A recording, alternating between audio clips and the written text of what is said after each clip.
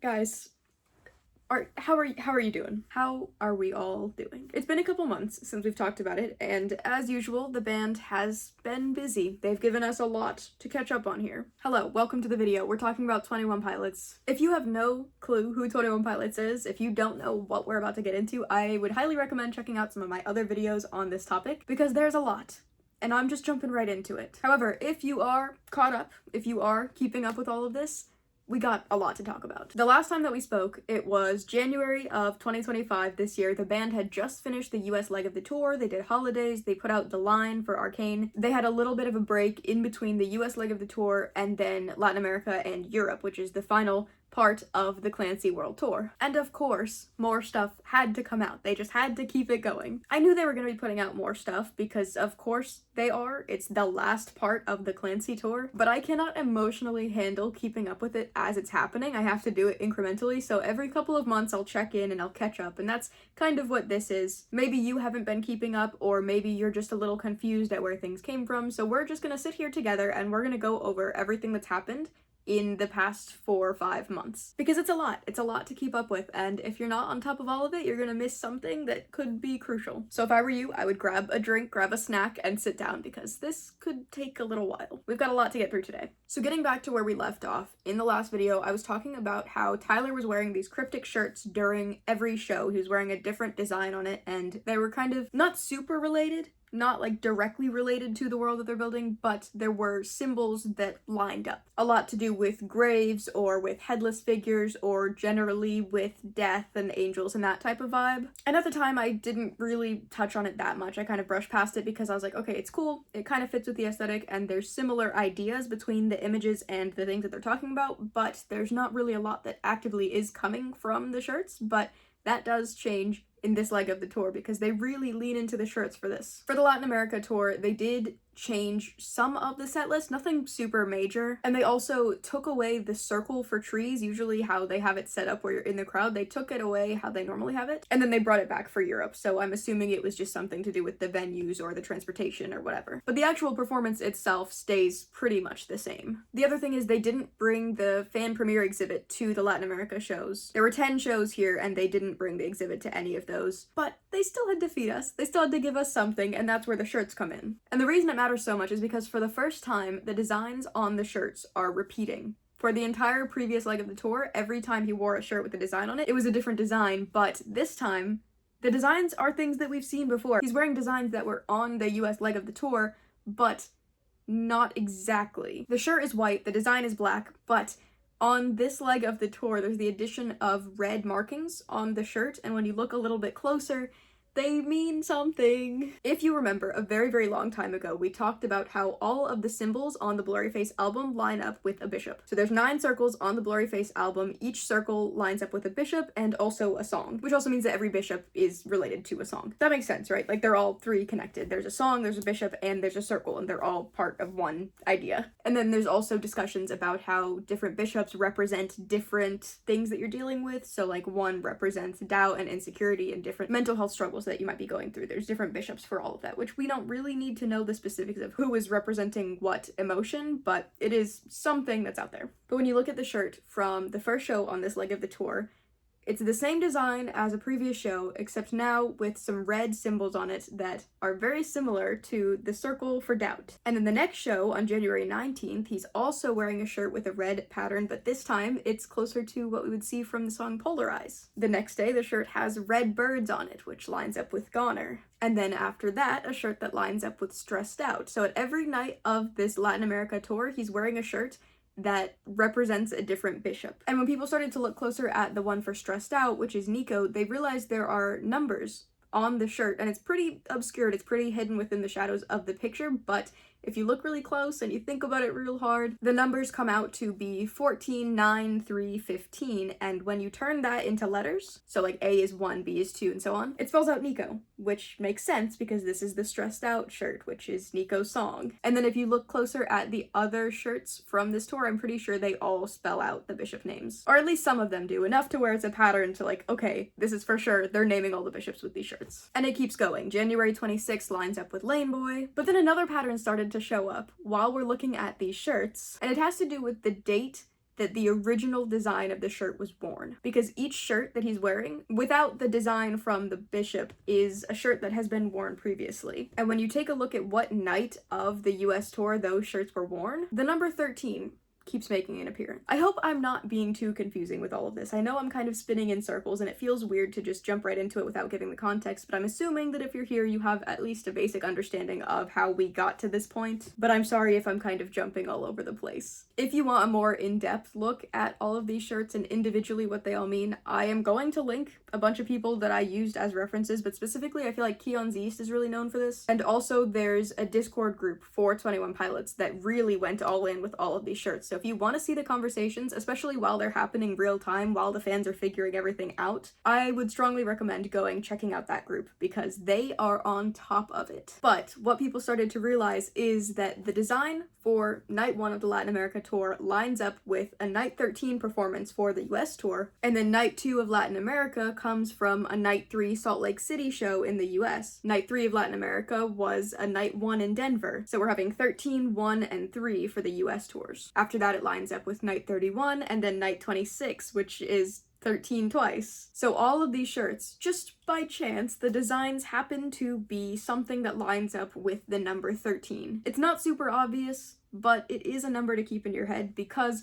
we've previously been given the number 25 as kind of a major thing, and also the number 6. I feel like 6 wasn't as big as 25, but it was still something that came up. And on top of that, on January 26th, the band posts on their Instagram to appreciate the tour and to celebrate this area that they're in, but conveniently, the post has 13 images and there's 13 words in the caption. Is it a coincidence or are they trying to say something with these numbers? And I feel like for the most part, everybody is pretty solid on the fact that 25, that was really big last year, is probably saying 25 as in the year. So if we're seeing 13 quite a bit during this period, it could be that 13 is a day, and we were thinking something about 6 as June, so what if something is coming out 6/13/25? Which I will say that does happen to be a Friday, which is usually when albums come out. So we're getting some numbers shoved down our throats, and they all happen to line up with a day that would happen to work for an album. It's not a definite thing, but it certainly is something to think about. It is for sure a possibility. And then continuing the theme with the bishops on the shirt, he has one for Fairly Local and one for Ride. And then there's like a month in between shows before they come back to finish this leg of the tour. During that break, they add the line to the concert, which I don't know if that has anything to do with the lore. It's just a song that really went far. That song has been so successful. It has been performing really well, and it's also combining the audiences of the show with the musicians. So, I mean, it's no surprise that it's as successful as it is, because it's also just so good, especially the live performances. They sound so good, but they did end up adding it to this part of the tour. And then when they come back from this time away, they're performing in Mexico City, and fans see Tyler and Josh being recorded before the show. And then when they actually get into the venue, they see signs saying, hey, by the way, this whole concert is going to be recorded, so if you're not cool with that, just be aware of it, you know? And there's giant camera equipment all around the area. This is the biggest show that they've performed. It's a fully sold out massive stadium type of thing. And the whole thing is being professionally recorded, so it could be something like a documentary, it could be just a full documentation of the show in its entirety, it could be for a movie. There are 3 shirts in Mexico. One of them is Tear My Heart, the next is Heavy Dirty Soul, and then the last one is actually the 10th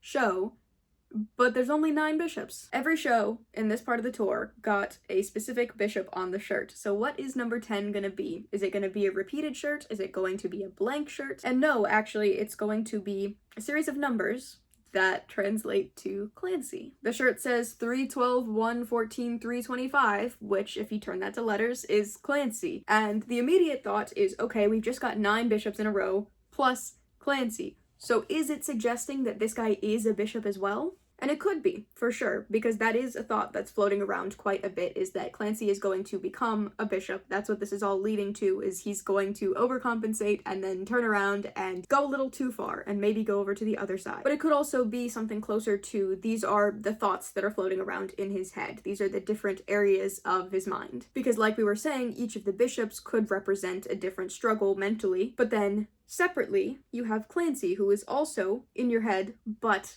the one that's fighting the rest of them. So it's not necessarily saying that he's going to become them. It is saying that there's something related about all 10 of these figures, but that doesn't mean he is a bishop necessarily. And then after that, they have another month off before they start the Europe part of the tour. But as they're switching between the two legs, people started to notice that the website is going through a little change where there's a certain part that says not authorized, and it could be something, it could be nothing. There's a chance that they were just updating the page for new merch or for the anniversary of the albums that was coming up, or it could be something bigger because from the beginning there have been secret websites that lead to different things, but there's not really any way to go any farther than that, so it's just something to keep in mind, that they were working on something, some change for the website. And when I say the anniversary of the album, I do mean a couple of things, because not only is this year Blurryface's 10-year anniversary, but it's also Clancy's first. And both of those are big things to celebrate. On April 7th, things start to pick up again, but they do not hold back. This does not slow down. Every night we are getting new things. There are more things to theorize about, more things to try and search 10 years back to find out what they could mean. There's a lot, and that's why you gotta respect the work that the fans, that the Discord group is putting in, because really, it is, I cannot believe the hours that people have put in to try and find exact images or exact quotes or whatever it may be to try and say why a certain piece of media was used. There are some people that are so devoted to this, and I am in awe of the work that they're putting in. So April 7th, the European leg of the tour starts, and we get the fan premiere exhibit back, which also means we get our first letter back. For every show of the US leg of the tour, we were getting parts of letters. They were all typed out letters between the citizens of Dima. People saying that they're questioning the authority, that they want to get out, that they know the ways out, that they have different skills that they can bring to the rebellion, all of that. All of these letters were typed out and ripped up and covered in smears, and it was pretty clear that one way or another the bishops had gotten a hold of these messages. They were all marked as being property of Dima, so it seems like they were confiscated and then retyped as official documents to say, hey, here are documents from the rebels that are actively talking about taking us down, type of thing. Which was especially devastating because some of them were to Clancy. When the Torchbearer wrote to Clancy that he's there for him, we don't know if Clancy ever received that message or if it was taken by the bishops before it could get sent. And if that's the case, then Clancy didn't know that there was a whole team waiting for him. He would have thought that he's completely alone because he never got the message that told him otherwise. These letters are a little bit different. We're hearing some new perspectives and we're seeing it in a new way because this is a handwritten note. The first letter that we get is a handwritten note from the Torchbearer to Clancy. And it's not ripped up, it's not something we have to piece together. We get this page in its entirety right from the start. And it says, "Never forget the cries of your people. Never forget the raw fear that fueled you or the rebels that made you who you are today. We are all one. We destroyed them so that we didn't become them. We must do better, Clancy. We must do better." The way I get full body chills every time I read that. And there are a couple things that you need to make note of when you read this. For one thing, it's obviously referencing the message that we got from the US tours because each of those had a code that was hidden within it. There were letters hidden within each page of the US tour letters, and when you put them all together, it said, "We must destroy them or we will become them, and if we become them, we must do better." So this letter is referencing that idea. Past tense, we destroyed them, so we must do better. So the whole idea is that you have to take down the bishops or otherwise become a leader, but if you are to do that, you can't lead in the same way that the bishops are doing it. You have to run things differently. And because this is saying past tense, it's possible that it's after the battle that we see in Paladin Strait. I know the whole show is a flashback, so the idea is that these letters are also part of the flashback, but to me this reads as being after the battle. There's no clear timeline for these, really, but the fact that he says destroyed past tense makes you think, okay, they took down the bishops. And if we're thinking that this was written after the battle, then we also have to assume that for whatever reason, Clancy is not with the Torchbearer, they're not together, and that Clancy is maybe not following the plan. This note seems like the Torchbearer is begging Clancy, saying, hey, remember where we came from, remember what we're actually here to do, we're supposed to be here to do better, we destroyed them for a purpose, as if he's saying, why are you not doing that? We don't know what happens at the battle. We don't know what conversation they might have had once they found out that they were not together the whole time. When Clancy realizes that actually he's been alone for quite a while, and then they have to do this massive battle, and then what? It cuts off before Clancy and Nico ever face off in the music video, so there's no way that we know for sure what happens, but if this was written after, then something bad is happening with Clancy. They are not on the same page anymore. And it's even worse if this is written before they go into battle, because that means that Torchbearer knows from the start, before they ever go into the battle, that Clancy is maybe not on their side as much as they would like him to be, which is a problem when he's the leader, he's the one that they're relying on, he's the one that has all the power in this situation. It's concerning from either timeline. There are no black smudges or marks on the page, and like we said, it is handwritten, which suggests that this is the original document, that the bishops haven't gotten this message, which is ideal. You know, you don't want them to intercept the messages between the banditos, but it's different from what we were seeing before. These are the real messages from the rebels. And I do want to say that for a lot of these, I am going to be interpreting it as being future, not something that we've seen before, which, again, I know it's a flashback, but to me, it seems like the natural way to progress the story would be if the show was a flashback, but the letters are showing us a glimpse into the future so that we know what to expect after the music video. Because to me, it would be incredibly boring if they're just writing more letters that are about the build-up to the battle, because we already know that there's a build-up to a battle. The only real difference here that we're gonna see is that the letters before were written from people that are stuck within the walls, and these letters are coming from people outside of the walls. But I feel like they have to be coming from a period after what we've already seen, or else we're just stuck in this same place for way too long. So I'm gonna be talking about things as if the battle has already occurred or is actively taking place, rather than all of these being written in a time before. And if I'm wrong, then I'm wrong. That's just how it's playing out in my head, and that's how I'm going to talk about it. But just when you're hearing all of this, know that I guess they could all be written before the battle, before everybody goes in and fights the bishops. It for sure could go either way. There's not really any defining conversations that say whether or not something has happened up until, I think, the last letter that we're going to talk about. I don't know. I'm mainly taking it as something that's happening in the future just because he said we destroyed them past tense, and so I have to believe that the battle has gone by. But either way, doesn't matter. One way or the other, a lot of this is still the same. The only thing that would really change is the fact that they went in with different intentions to the battle. If Josh knew ahead of time that Clancy is straying from the path, which I'm pretty sure he would have known whether or not they had that conversation, just because it's not like it's something that happens overnight. If Clancy is getting a little too powerful and is potentially going to turn on them, it's not something that he would figure out from one conversation. It's probably something that he had been catching on for a while. So whether or not this letter was written before or after doesn't really matter when we're telling the story. And that's what I'm gonna tell myself so that I don't feel bad if it all ends up being a different timeline than what I'm talking about. And I apologize in advance if that is what it ends up being. But then as for the actual performance, he is still wearing shirts with designs on them, but they look a little bit different because now instead of a white shirt with a black design, he's wearing black shirts, long sleeves, emo 2017 belt with all the holes in it, and a white design on the shirt. So he's totally inverse, and it also makes the neck and the hand paint stand out a little more because now it's his full body is covered in black except for the image on his shirt. It gives him a weird vibe for sure. And there are two pictures on the shirt. On the top, there's an image of Tyler when he falls back in Heavy Dirty Soul. He falls flat on his back during the performance, and it's like midway him falling. And then the bottom picture is a sleeping rabbit. And again, I will say most of these explanations are coming straight from the 21 Pilots Discord. They have a specific shirt group that's dedicated to analyzing these. And that is where you need to go if you're interested in finding out how they all came to these conclusions. There is just no way I can explain how each of these images was found, where they came from, what they could all mean. So I'm gonna do my best to stick to the things that we actually need to know here. But if you are curious, please give those guys some love. Go check out all the amazing work that they're doing. But the top is a picture from Heavy Dirty Soul and the bottom is a rabbit. And when you think about the lyrics from Heavy Dirty Soul,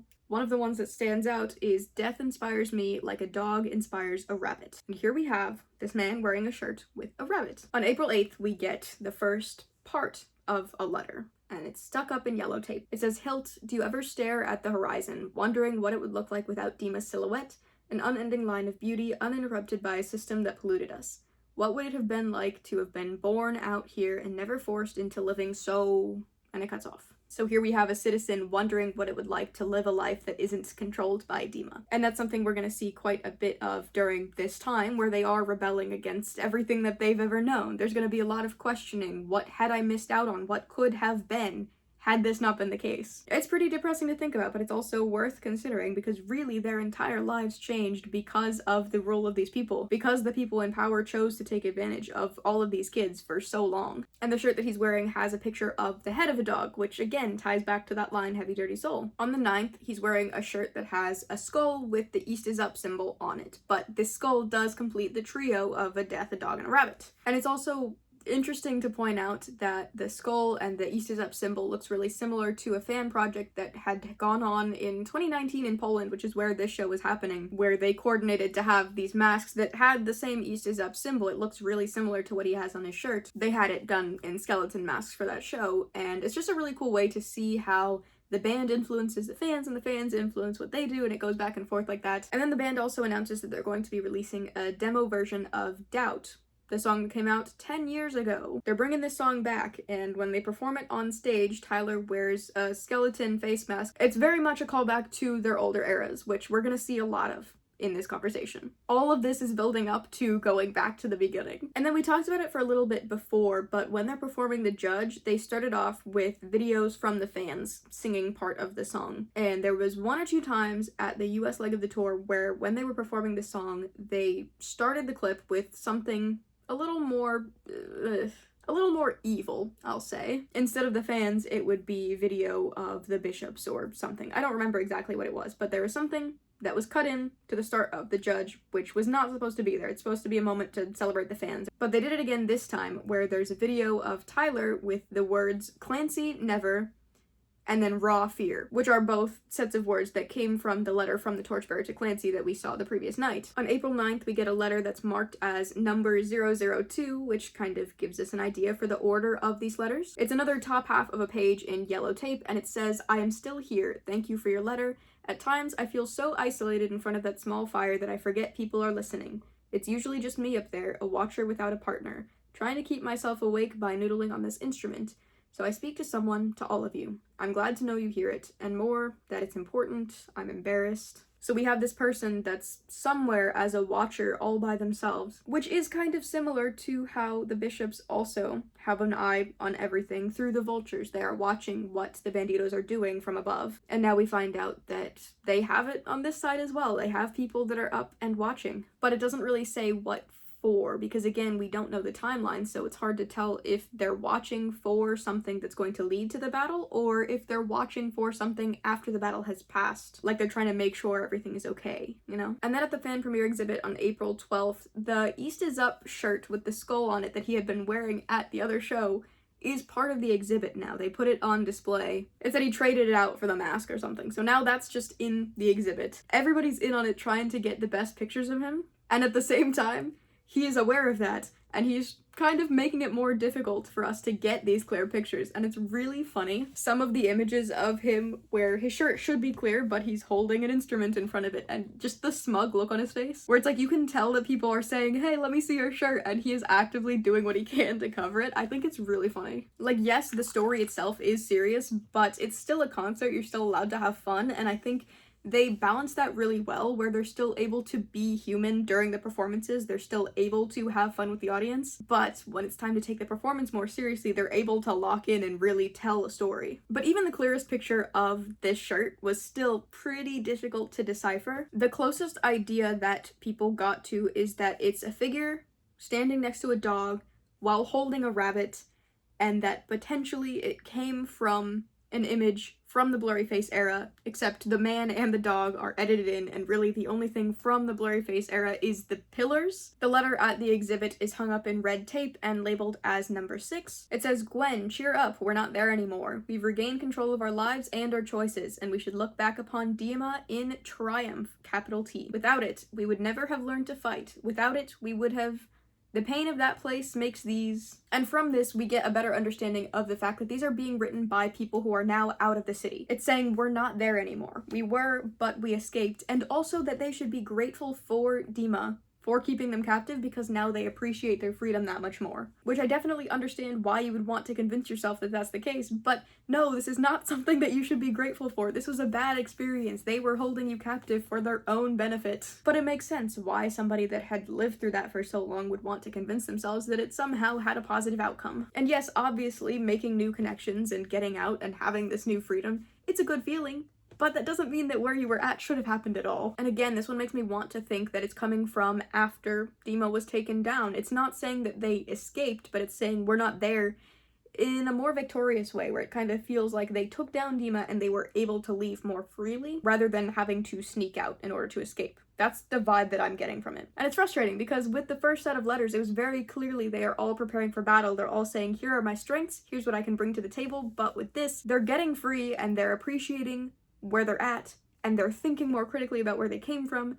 But we don't know where on this journey it's taking place. Especially if this is coming from people that are outside that maybe have had more time to come to terms with everything that's happened to them, versus before we were seeing letters from people that are inside the city that have only just started to consider that there's life outside of it. And then, like I said, triumph is capitalized, and it's hard to tell if it's just the author wants to emphasize that word, that they should be celebrating that they're out of Dima, and just using the capitalization as a way to really say that they should feel good about this, or if it's something else. I think it's just this and one other time that there's a capitalized word, and both of them happen to be feelings, which makes me think that it's something that's a thing, rather than just the character wanting to emphasize the feeling. I don't know the significance of the word triumph, but it feels like it has to mean more than just the word itself, you know? And then the next FPE letter from the 13th brings us something that we haven't seen before, because it's the bottom of a page, and under the sign-off, there's a code. The message itself says, subtle memory that calms me and lets me know that I am home.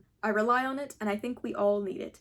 I'm grateful for scarves to warm my face and coats to insulate me, but this everlasting melody that you send through these mountains, it covers me. It covers all of us. It reminds us who we are and what it means to be free. I hope you're okay.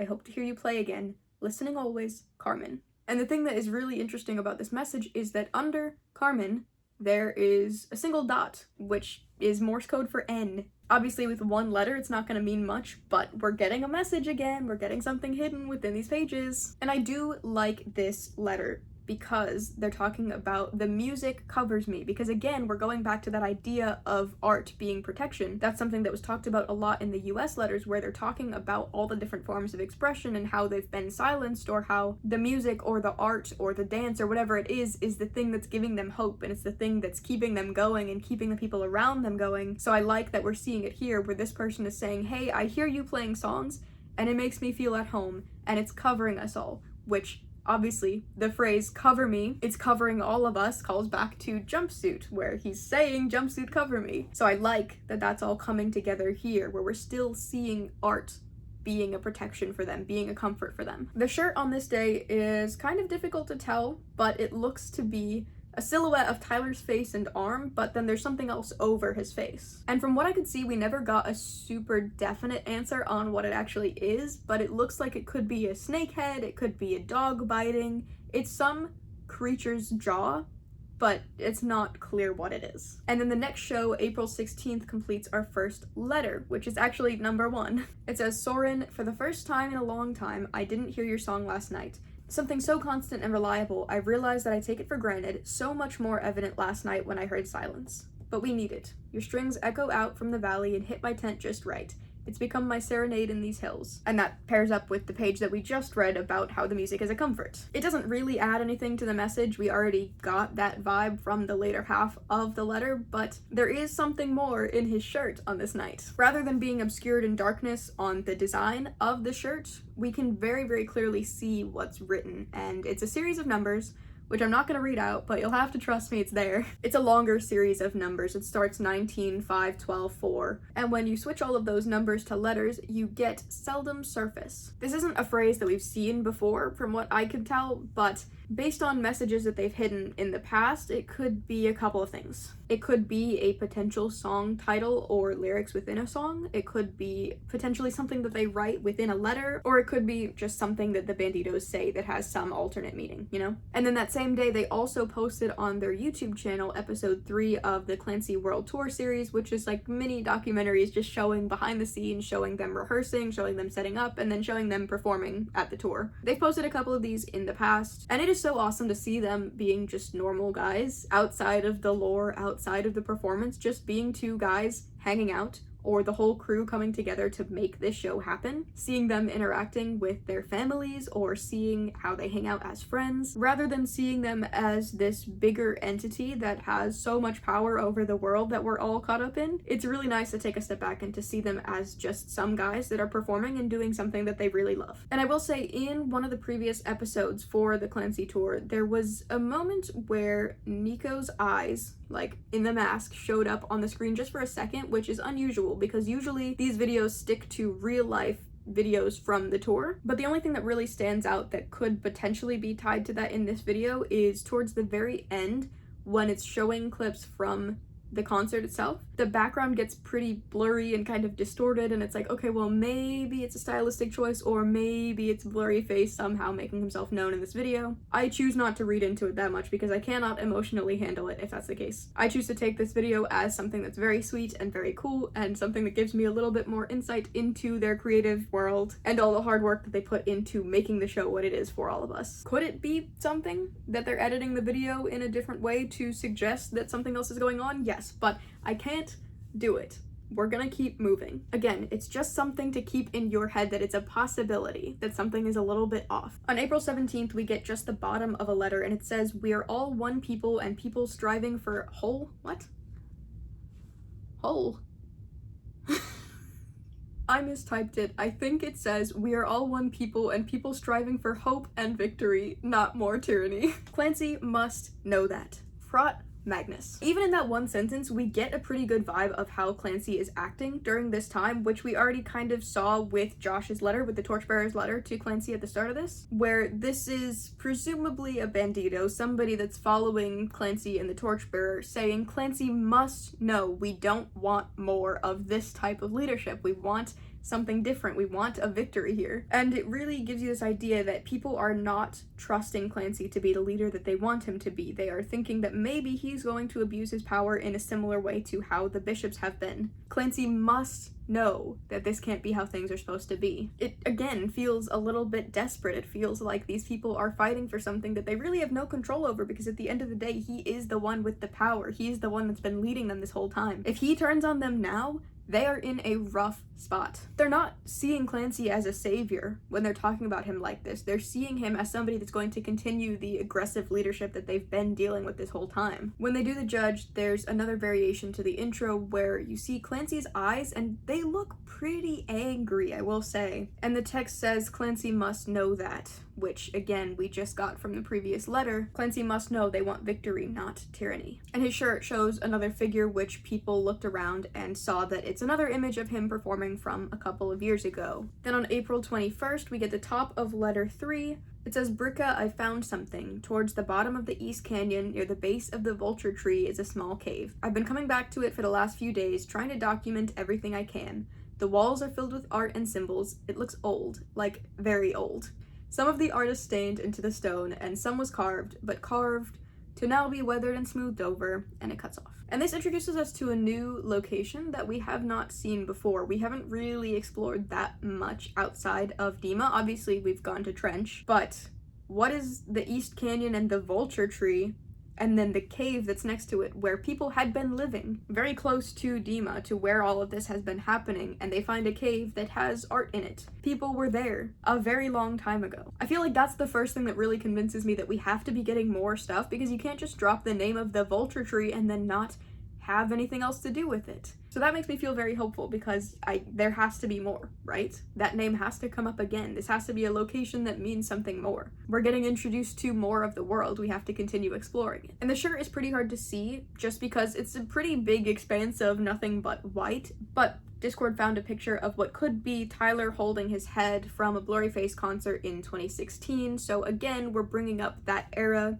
as we get closer to the 10-year anniversary. On April 22nd, we get number 8, which says, "Went, I remember that day, a rare moment of chaos, capital C, inside the perfect walls of Dima. I'm glad he caught you, but I have to admit I find it appalling to see you write about a bishop the way you have.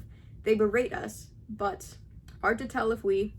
and it's sitting in a patch of yellow flowers. So in this one, C is capitalized, and I'm pretty sure that and triumph are the only 2 words that are capitalized from these letters unnecessarily, and both happen to be pretty big feelings. Chaos is the very, very bad. Triumph is the very, very good, and I can't help but wonder if that means something, that those 2 words in particular are emphasized in these letters. It doesn't seem like it's gonna come together to form a bigger word. It seems like these words specifically have some meaning. The bishops want you to think that it's perfect, but here was a moment where something not right happened. I was thinking this is a Dima sympathizer, but I am not sure that's the case. because this person is saying that they don't like how the other person's talking about the bishops, but then immediately saying they berate them. So it seems like this person is against the bishops, but it's just coming across wrong because we don't have the other side of this conversation yet. I'm assuming this is going to be in response to somebody saying that the bishops aren't that bad, and if that's the case, then this makes a lot more sense as being critical of the city. And then the shirt that he wears on this night is an inverted image of his legs, and it has numbers on it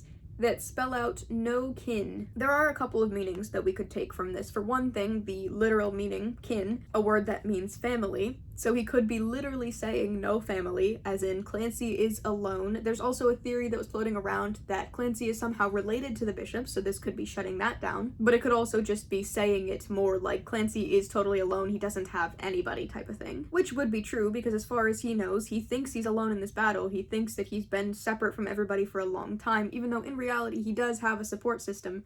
They're just not really connecting. But kin also comes up in the FPE, in the exhibit, because there's a set list from 2009 when they first started putting stuff out. It's their first set list. There are 9 songs. Johnny Boy, Fall Away, Air Catcher, Taxi Cab, Addict with a Pen, Friend Please, Kin, Trapdoor, Time to Say Goodbye. We know all of these songs. We've heard all of these songs except for Kin, which I guess is a cut song from the album. Somewhere in this lifetime of the band, that song did exist, but it no longer does. So could No Kin maybe be that song, or revamped, or switched around because now it's No? We don't know what the original song is, but it's possible that this is referencing that, which we know of because of the exhibit that's at the start of the show. And then on top of that, if you remember, when all of the album launch stuff was going on, Tyler tweeted out a random series of 11 letters. He tweets out this series of 11 random letters, immediately followed by, guys, this is literally nothing, come on, you know I'd be straightforward with you about everything. And I'm pretty sure that has since been deleted because I've never been able to find it, but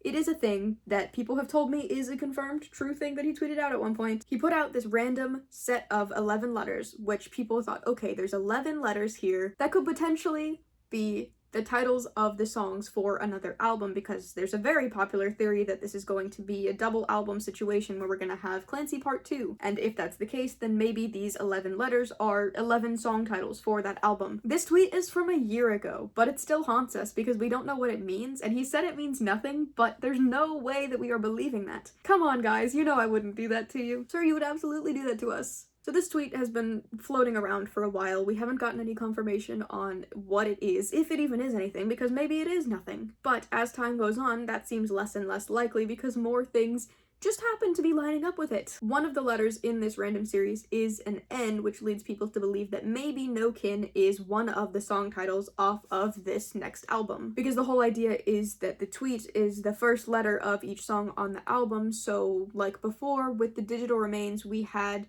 a song called Drag Path was on one of the pages, and there's a D in the list, so it's like, okay, well maybe Drag Path is also the title of a song. And there are lots of things that come up where it's like, okay, that could be something. It's all just theorizing, it's all just possibilities, but at a certain point, it starts to be too many coincidences for it to not mean something, you know? Like, either they're really, really good at messing with us, or we're getting caught up to where they're at and to what they've been setting us up for. Another letter in the tweet was an S, so maybe Seldom Surface is another song title. And there's gonna be more of these that we'll see as we continue on, which really just makes this theory more and more convincing. On April 24th, we get a letter that says, Magnus, I assume you're back at base. We found a spot on the outer perimeter of Dima and set up camp here. We've arrived thinking we would log the routines of the guards and report back with their schedule, but things are moving fast. And then there's a space. Magnus, Clancy has done it. The front line was able to push through the guards while he found a way into the city, and it cuts off there. But right away that lets us know that there is a base and there is also a camp. So not all of the banditos went to the city to do this big fight. But also this does give us a little bit of a timeline where this is confirming that the letters are taking place during Paladin. Clancy made it. There was a distraction. He was able to get in. So we know at the very least this is taking place during the video. Now, whether or not the other letters happened before or after is still up to interpretation, but this at least sets the scene a little bit more. And then on Tyler's shirt on this night, there's a longer number code that spells out, do you feel at home? Don't comment. I'm getting there. There is a D in that random letter tweet, so this could, again, be another song title. So based on this whole theory that there are song titles that line up with the letters from these tweets, the ones that we have, or at least the ones that I remember off the top of my head, we have Drag Path, Seldom Surface, Do You Feel at Home, No Kin, maybe graffiti, which is another thing that was on the back of a page way back when they were talking about Vessel. I want to say it was the 10th anniversary, but I'm not sure. They were talking about a song called I'm Not Home that never came out, and in the series of random letters, there's a D and then an I right after each other, and people were saying, what if it's Do You Feel at Home immediately followed by a song called I'm Not Home, which personally I think would be kind of cheesy and kind of a bad way to go about it. And more than likely, it's probably that if there's a song called Do You Feel at Home, it's again the song I'm Not Home revamped all these years later, the same way that No Kin might have been switched around. But people took a closer look at the shirt and realized it does not actually say Do You Feel at Home. No, what the shirt says is Do You Feef at Home. The third letter is 6556. F-E-E-F. Now, could this be a typo? Maybe. It would be very funny if it's a typo, because these are shirts that somebody had to go type out and print, and it's something that you wouldn't necessarily notice right away just because you're not reading it in English, you're reading it as a number code, but I guarantee somebody would have double-checked it. I really don't think they would have just gone on stage with a shirt that has a typo like that and just been like, yeah, this is the lore, actually. So I feel like it has to be intentional. And if that's the case, then why? Why would they purposefully leave a misspelling like that in there? It's possible that the errors in the shirt give us another message, because with the other letters, there was a period where when things were misspelled, the missing letters were actually another message. There are lots of ways that they've hidden secret messages within all of the pages that they've given us. So who knows, maybe other shirts are going to have misspellings and that's going to give us another code. There's another idea that the future album is going to be called Inferno, which comes from the letter O2402 Moon 09, where Clancy at the end of the letter writes, we have to start an inferno, and people were like, okay, well maybe that's going to be the next album. And if that's the case, then this F could potentially be giving us one of the letters. And up until this point, I don't think there have been other misprints with the shirts, so it's really just a matter of time to see if something else comes out, if there's another hidden message. But there was one other theory that I actually really liked, that I really think it would be cool if this is the intention. Way back when Trench was first being introduced and they're saying that the bishops can't see the color yellow, they did that by giving us a hex code, which is like a specific number code that is a color. They gave us a specific hex code for yellow and said this is what the bishops can't see. And it would be really cool if they were doing something like that here, because somebody pointed out that 00 Feef, F-E-E-F, is a cyan color, which is blue, which if you know the significance of blue, there's this whole idea from a tweet from Blurryface way back, long time ago, where he says that blue is a sign of defeat. So if this misprint is actually to give us the color blue, the layers that they are going through would be wild. I haven't seen anybody talking about that theory since then, but it's something that I saw floating around, and I think that would be genius. It's something they've done before, and it's something that does have meaning. The colors in the story mean a lot. So I don't know if that has anything to do with anything, but blue does make an appearance later, so it would be very cool if it all ties around. On April 27th, we get the bottom half of a letter that says, would we be different? Would we be less guarded and less tormented? What would we dream of? I often stare at those 9 points of arrogance and wonder what they truly took from me. I don't know, just wondering if you've ever found yourself as fascinated with the thought of an alternate horizon, or maybe I need to sleep. From Gwen. And this does pair with the top letter, and this does pair with the top of a letter that we got from Hilt, where they're talking about what life would have been like had they not lived in Dima. But it still doesn't really give us anything new. We already got that message from the other part of the letter. His shirt, again, is very difficult to see. It's just a big block of white. But it does seem to be a bunch of hands, and it could be potentially an image of the crowd all reaching up. But then in the top corner, people think that it looks like 2 dogs biting each other. Again, we're seeing that dog imagery. On April 28th, we get more Morse code in the letter, and it's at the bottom of a page in yellow tape that says, to admit I fell asleep for a second last night. I was so worried of dozing off again that I didn't play music. Just stood at attention all night looking over the wall. I don't want to miss the signal. I haven't lost faith in the plan, and I know the signal is coming, but some nights it's hard to stay awake. I'll keep playing. Sometime, if you're not too tired, I would love company.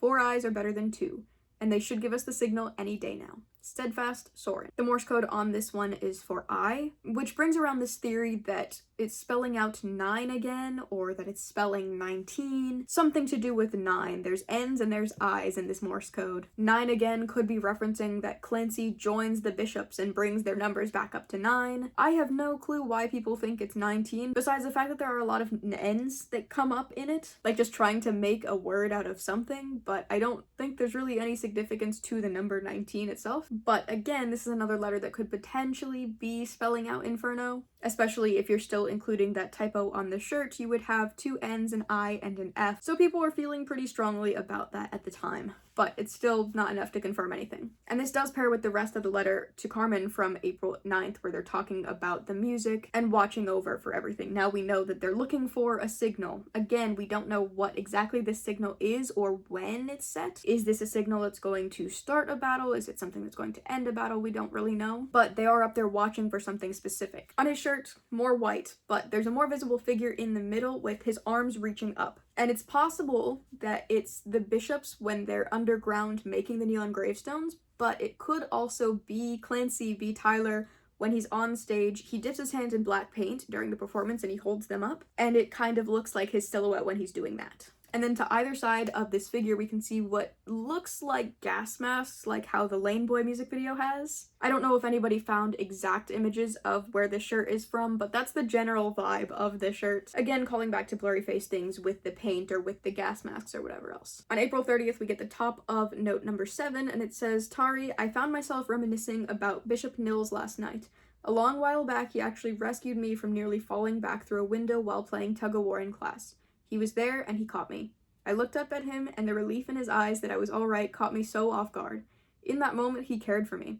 He wasn't. There was no tension." Safe to say that this probably lines up with the person that's saying they don't like how the other person is talking about the bishops, because this letter is somebody saying that Bishop Nils is actually kind of a sweetie. This is kind of a rare instance where we get to see what people think of another individual bishop, because usually normally we hear about Keon's, we hear about Nico, and that's kind of it. We don't know that much about the others. I guess we briefly saw them when they were doing the Skeldon Icy live stream, but that's not even really getting to see the bishops because they're putting on an act for the show. But in this, we're hearing about Nils, specifically the one from Goner, where he saved somebody, and they think that he's nice for it. They think that he did a good thing. They were surprised by the kindness. But because of that, they think differently of the bishops, and that maybe they're not so bad. We know Nico is the big bad guy. He's kind of the leader of all of this, and he's really the enemy that we're trying to take down here. And then on the other side, Keon's is the nice bishop. He's the one that was trying to help when he had the opportunity. And now we're seeing Nils and the way that he interacts with the citizens, where he is kind. He went out of his way to do something nice, but are we sure that it's care for the individual that we see in his eyes? Or is it maybe some other motive where he's doing this but really he benefits himself? Is he saving this kid because he cares about the kid that much, or because he cares about the life that they're working with, the life that could potentially extend his own? You know what I'm saying? And that's why we see the other person saying, "Hey, I don't know if you should be talking so highly of the bishops, because yes, they might like us, but if they do, they're not showing it well." And then the shirt on this day is an image of Tyler on his back with his hands to his face. And then there are 2 dogs again barking. So we're still leaning pretty heavy into the heavy dirty soul imagery. And I cannot believe it, but we've already made it to May. There are only 9 shows left in the Clancy World Tour. On May 1st, we get the bottom of a letter that says, "Taken all of the wild hills and caves, more of a retreat. We are ourselves out here and we would have never found it without them. You defeated that place, and I'm proud of you. From Hilt." This one has the Morse code for E, so at this point we have the letters for 9. And this does pair with the letter for Gwen that was talking about triumph. "We're out of Demo, we should feel great, we never would have found it out here without them." Tyler's shirt has what looks like an image of Clancy, except there's an X over his shirt, and that kind of looks like what the torchbearer wears, where his yellow goes across his chest, but the lines are too thin. People were trying really hard to find an exact image of Clancy in the pose that's on the shirt, but it's like, even if you find that picture, what is the X across his chest? It could be in a threatening way, like you draw an X over somebody when their life is coming to an end. It could be X marks the spot. Or some people were saying it could represent the idea that the torchbearer is always with him. The next day on May 2nd, we get the top of letter number 4. It says, "Dear Preston, I can't wait to see it. I've always wondered who inhabited these hills before us. This is one of the most crippling elements of vialism. that they withhold the past from us and try to make us believe their teachings. They have ever been, it means... And that's something that we already knew, that we've known for a while, that the bishops and vialism and everything that's going on here means that the bishops have control of the information and they are actively withholding it from the citizens. They're saying, this is the way that we do things, these are the practices that we have, and that's that. So a lot of the people that are living here, if they're not questioning what's going on, if they're not seeking out other answers, there's a lot that they just don't know. But now we're seeing the citizens coming to that realization on their own terms. They're saying, hey, actually, this kind of sucks. There's a lot of the world that I just don't know. I mean, really, that's even when you think about East is Up and all of that. It's like they're trying to communicate to each other that there's this whole other world, that there's this whole other safe haven. If you go this direction, you're going to go to Trench, and there's going to be other people, and there's going to be an escape. The bishops don't want you to know that. They don't want you to know any of that. They don't want you to know the history. They don't want you to know how long they've been there. They want you to think that their power is everything. And the more knowledge you have, the more you're able to fight that and question that.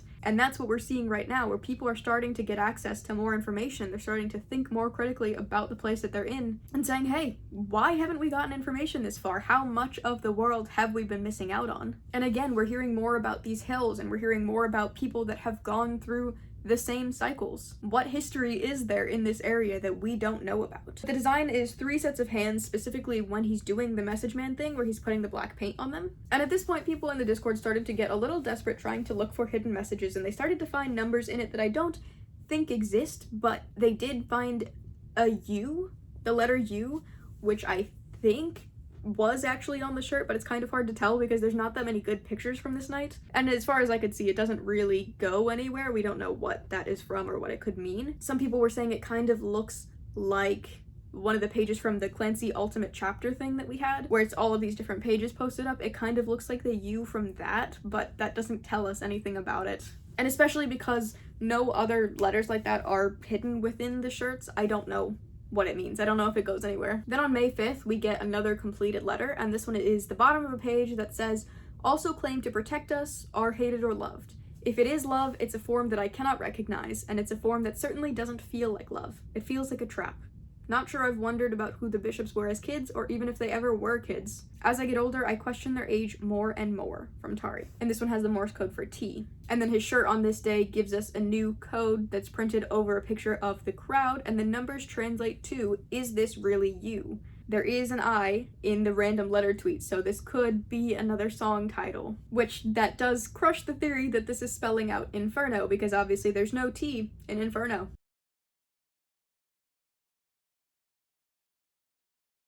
So again, we're seeing people questioning everything that's going on, how long it's been going on, all of that. And to me, it really seems like these are people that have been freshly freed from the city that are getting a new perspective. These are not people that have been outside of the city for very long. They're only just starting to question what their lives would have been like had they not been there, and just starting to discover the things that are outside of the walls. So it really seems like this is happening after the fight, and maybe they're finally getting more freedom from the city because it was taken down. This doesn't seem like the vibe of people that are escaping. This seems like people that were just let free and are now able to explore the world in ways that they weren't before, you know? The Morse code on this one is N, and the shirt that he's wearing at this concert is another white box, but the image is Tyler holding a tambourine, which is again something that you see from the Emotional Roadshow, from the Blurryface era. Then on May 8th, we get the bottom half of a letter that says, they distracted everyone and now Clancy is in. He is what he told us he was. He has led us all to this moment and it's his time to take over. Clancy will be even more powerful than Nico. They have no idea what's coming.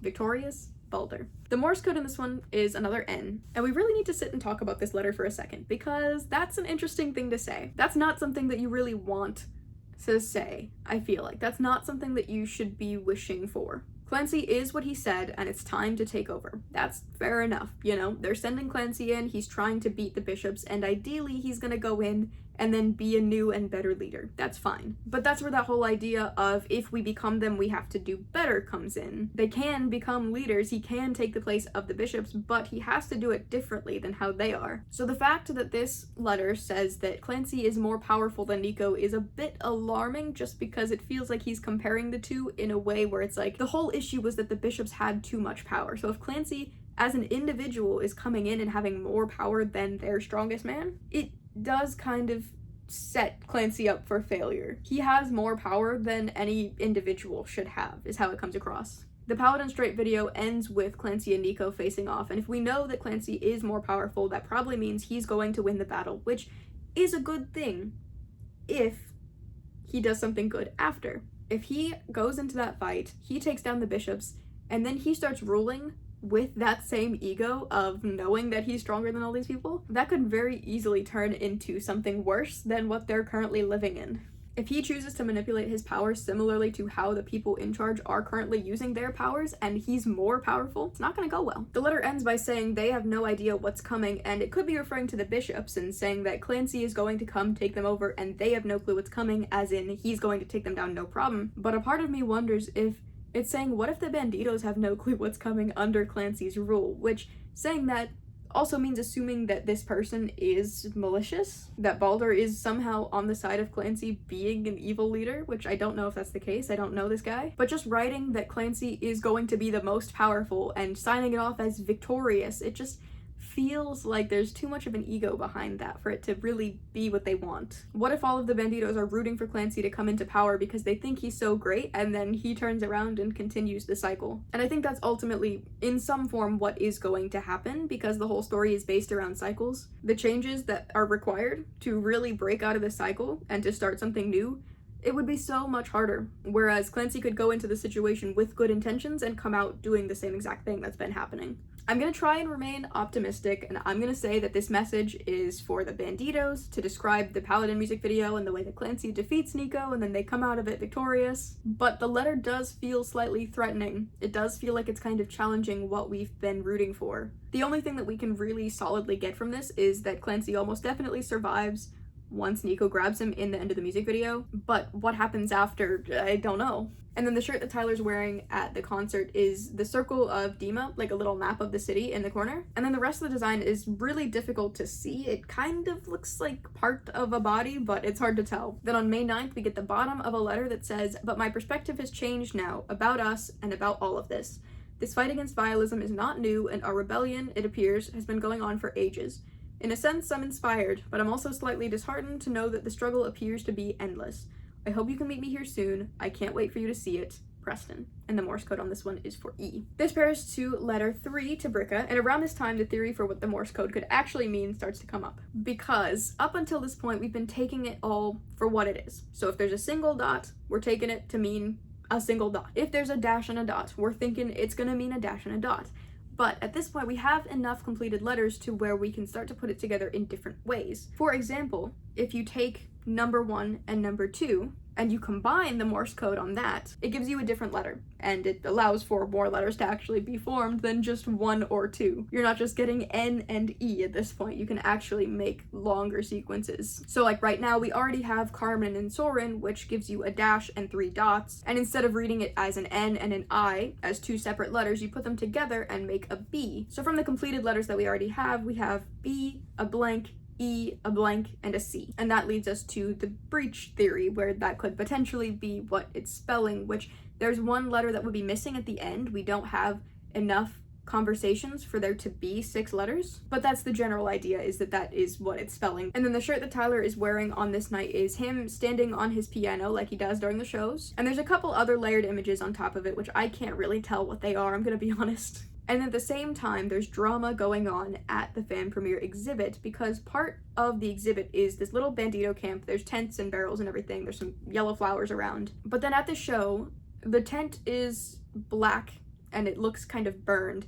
And at the same time, there's this poster, this sign up that says fan premiere exhibit. It says the location. It's, you know, just promotional, something you can take a picture next to or whatever. But starting from the bottom, that also starts to get black marks on it. And the initial thought is, okay, well, what if the camp got found and burned by bishops? This looks like it either got burned or it got smeared. It got somehow affected by the bishops. Something clearly has gone wrong here. The camp is being afflicted. And as we're coming up on the anniversary of not just this album, but also the 10-year of Blurryface, everyone is pretty on edge, because surely something is gonna go down. On May 11th, we get letter number 10, and it says, "Baldur, I'm happy to hear the movement has progressed, but I'm worried about your desire for Clancy to be more powerful than Nico. Is this what you wanted? Is this what any of us wanted? Nico's power is the element that has given Dima and Vialism such an iron fist.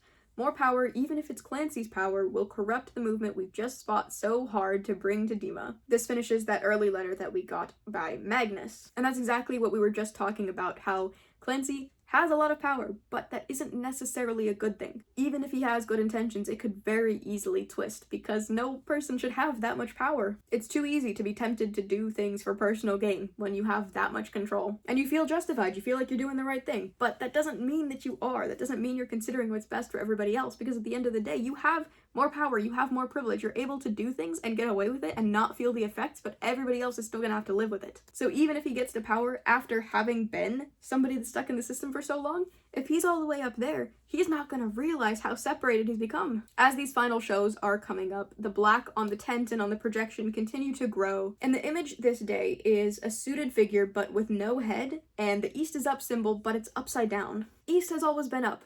Why is East now down? What does that mean? This has always been a symbol of the rebellion, so is it making a statement about the rebellion? Or is it the Banditos trying to communicate something else, where maybe there's a new location they're supposed to go to? Or is it just that the image is upside down? And then on top of this, just separately from the lore, at the concert somebody decided to steal a drum. They just grabbed one of the tree's drums, told the security guards that they were gifted it, and walked off. The band does end up getting the drum back eventually, but it's like, what are we doing? Why would you take a drum? That has nothing to do with the lore. I don't need to mention it here. But come on. It's like, even to get that close to the stage, you have to assume that this person is a fan of them, so why would you not respect them? And I don't know.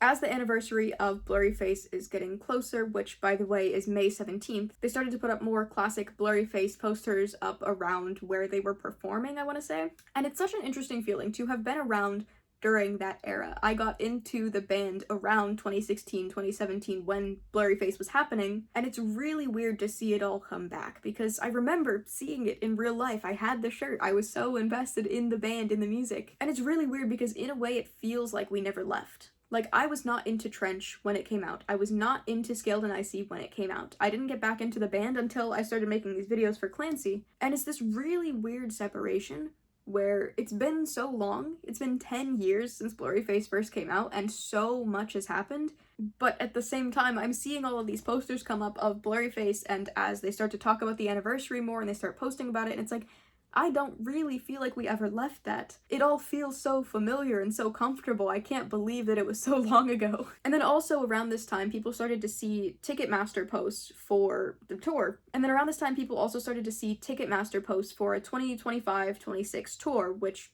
has not been announced and as far as we know does not exist. It's possible that this is a show that they're going to be going on that they just haven't announced yet, or it's possible that the ticket website was just glitching. Nothing was official or announced, it's just something that I think people were seeing. At the penultimate Clancy show, we get the bottom of a letter that says, "Of emotion as normal, just care." I think about it often. Who was he before he was a bishop? He had to have been a kid just like us at some point, right? He had to have been loose and wild at some point, right? Were they born this rigid, or was it taught to them? And this is from Wint.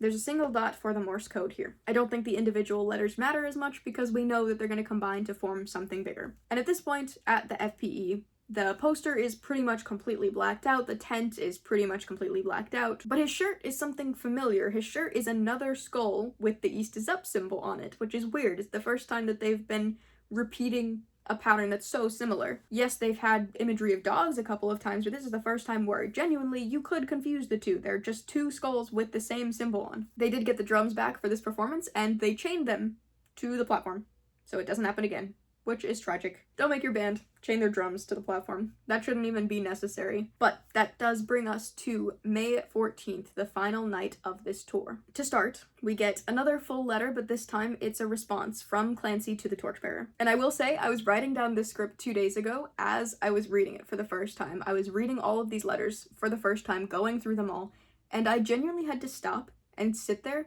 because I did not want to continue. I don't want to see the person that Clancy has turned into, and that was such an interesting feeling. I didn't want the story to progress because I have a very bad feeling about the direction that it's going, and I thought if I just hold off and I just put off reading this a little bit longer, I can hold on to this idea that he's going to save them, because I worry that what he's going to say is not something that I want to hear. But the letter says, "Torchbearer, the crown is heavy, but I can carry it.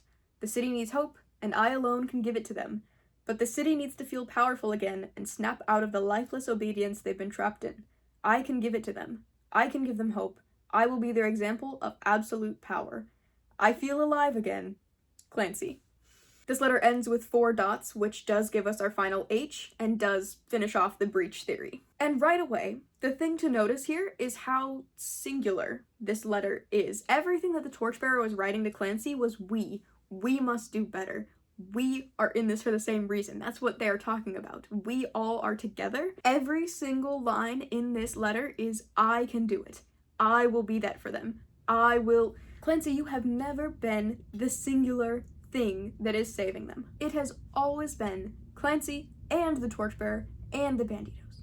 Always all of them together. Maybe he was alone when he was breaking out, but ever since the start of Trench, he has had a whole team backing him, and they have been working together to get out of this situation. And all of a sudden, I can give them hope. I will be an example of absolute power. That is not comforting. It's fine to recognize that you have power, to recognize that you have authority, that you are the leader in this situation, but it is odd to say that you will be the absolute power, that you alone will give the people hope. I feel like this far in the story, there's no mindless obedience going on with everything that we've been seeing. I'm sure there are still people that probably wholeheartedly believe in the bishops because it's all they know, and it's very difficult to change that once you've grown up in it. But everyone that we've been seeing has been, something is wrong. We need to fight this system. What are they not telling us? So for Clancy to come in and say, yeah, they gotta break out of their mindless obedience and I'm gonna be the one to do it, I don't think that's what the city needs from you.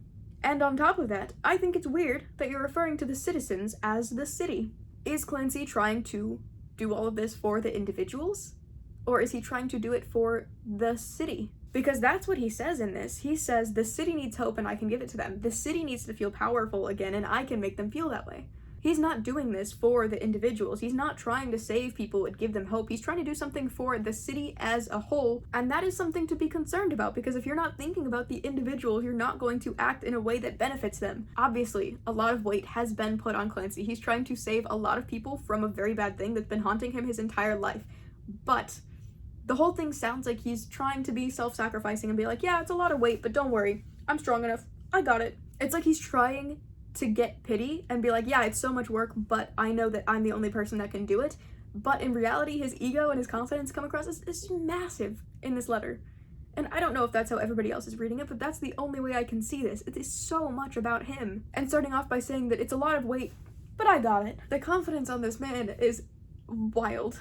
And the thing is, you do have to believe in yourself a lot to be a leader in a situation like this. Maybe to the point of like bordering on delusional, I get that. But this doesn't feel like a character that we know. This is a completely different personality from anybody that we've been reading about. And it's like, yes, he could be evil, he could be just taking advantage of his power and doing something that we were not expecting. We put a little too much pressure on this guy and it really got to him to the point where he's turning into somebody else with all the expectations that have been placed on him. But on the other side, what if this is because he feels totally abandoned and all of the I's instead of we is because he feels like he's alone? We know that he was without the Torchbearer for a long time, and he made up this friend in his head to get through all of the really difficult times, everything with Scaled and Icy. Everything up until, like, the end of this album, he has been alone. He has been actually truly alone. And yes, things have been happening behind the scenes, but he didn't know about it. He wasn't a part of it. So what if when he's saying, I will do this and this and this, it's because he had no choice but to hype himself up in order to get through all of the hardships? Which, no, that doesn't make it okay. He's obviously still going down a path that could potentially lead to more harm for all the people that have been working with him. But what if that felt like his only option in order to get through it all? How much of this is him getting overly confident and how much of it is him doing what he had to in order to push through all of this difficulty? At what point does he cross the line? And this page is sitting on what once was the Bandito tent, but is now just a big pile of black cloth on the ground that's surrounded by yellow flowers. This does complete our letters for the tour, and it does go full circle and mirrors how this leg of the tour began, where the Torchbearer is reaching out to Clancy, now he's responding. It doesn't feel like a good response, though. The Torchbearer is saying, hey, you have to remember where we came from, and Clancy is responding, I got this, I'm the strongest man alive. I will circle back around in a minute just to go over all of the letters in their entirety and kind of in the order that they got to us, but first I want to talk about the rest of this part of the tour, because this performance gives us more than just the shirt this time. The shirt on this day is a picture of mountains. In the top corner there is an image of Tyler's head, but his eyes are blacked out. It's the top part of his face, but his eyes are completely black. And then on top of that, Tyler acts a little bit differently in this show, which I realize I haven't really talked about the performance. It is still a concert, so it has to be also just enjoyable for people that aren't as in deep as we are. So for the most part, it's a regular performance and they have just the guys on stage doing their stuff. The entire show is a flashback, so they have songs from the older eras that we might not hear as much. But the idea is, this is kind of like if Clancy's life flashes before his eyes when he's facing off with Nico. The entire concert is a flashback before we can move on from that scene. So we watched Clancy and the Torchbearer in the outside when they're going across the ocean, when they see all the rebels waiting for them on the shore. We see them split off, potentially come back together, and we see them leading the banditos to go and fight the bishops. And around halfway through the concert, Josh comes up to Tyler. He goes around the whole stage and finds him, and he hands him his jacket. Usually, Tyler takes it, puts it on, and then the two of them walk up to the stage. Dima is revealed up on the big stage, and then fire lights and they get on the stage and the concert goes on. There have been like minor changes with this scene throughout the tour where certain places the fire wouldn't come up or it wouldn't be as much, but this isn't lore so much as it is just technical issues or otherwise deciding that they can't do it to the fullest extent. Not necessarily that it fails or anything like that. It's not saying that the rebellion just crashed and burned all because the stage didn't light up the same way. And even if you did want to argue that, you could say that this is all his memories, and so when he's thinking about it, there are some times where it doesn't go how it's supposed to. Any minor changes in the performance you could chalk up to just Tyler, Clancy, whatever, misremembering the events. There was one show where Tyler grabs the jacket and he freezes and just holds on to it for a second before he puts it on, and people are like, oh, he's disassociating, he's getting a little lost. But it could also be maybe he's having second thoughts about joining the rebellion, maybe he's not sure if he wants to lead it, or maybe he's temporarily getting seized, maybe he's being controlled for a moment and then he fights it and he puts it on, he continues on. But at this show, Tyler does not go for the jacket at all. He pretends Josh isn't even there. Josh is standing directly in front of him, holding jacket in one hand, torch in the other. Tyler looks right past him, looks around the entire arena, stands there for a second, and then walks off. And instead of Clancy following the torchbearer up to the stage, Clancy is leading the way and the torchbearer is following. And then as he's walking, he takes his stole, the thing that says Clancy all along it, and he covers his eyes with it as he's walking. And this is kind of where we have to think about how much the Torchbearer knows about Clancy's state and about what he thinks with the whole rebellion that's going on. Because if we assume that this letter happened before Paladin Strait, where Torchbearer, ooh, spider's moving on my bed. If we assume that the Torchbearer and Clancy had this conversation where the Torchbearer is saying, hey, you have to remember where we came from, you have to remember what we're doing this for, and he knows that Clancy is going into this with the wrong intentions, or maybe is going to go a different path, he might be expecting this, you know? He might be seeing Clancy rejecting the jacket and walking away, and he knows that that's going to happen. Or this could be representing that conversation where the Torchbearer knows that Clancy is going to walk away. He's not going to fulfill his duties. And then of course, if that conversation happens after, it would be because the battle goes down, but then Clancy separates from the rest and does his own thing. But it's like, we really don't know how much each of them knows about the other at this time because they've been separated for a very long time. They only just recently got back together and now they're expected to lead this whole revolution, but how much do they really know about each other right now? And then you get this devastating image where Josh is walking up onto the stage. Tyler goes off. He doesn't even get up onto the stage. He just leaves down the side path. Josh walks up onto the stage alone,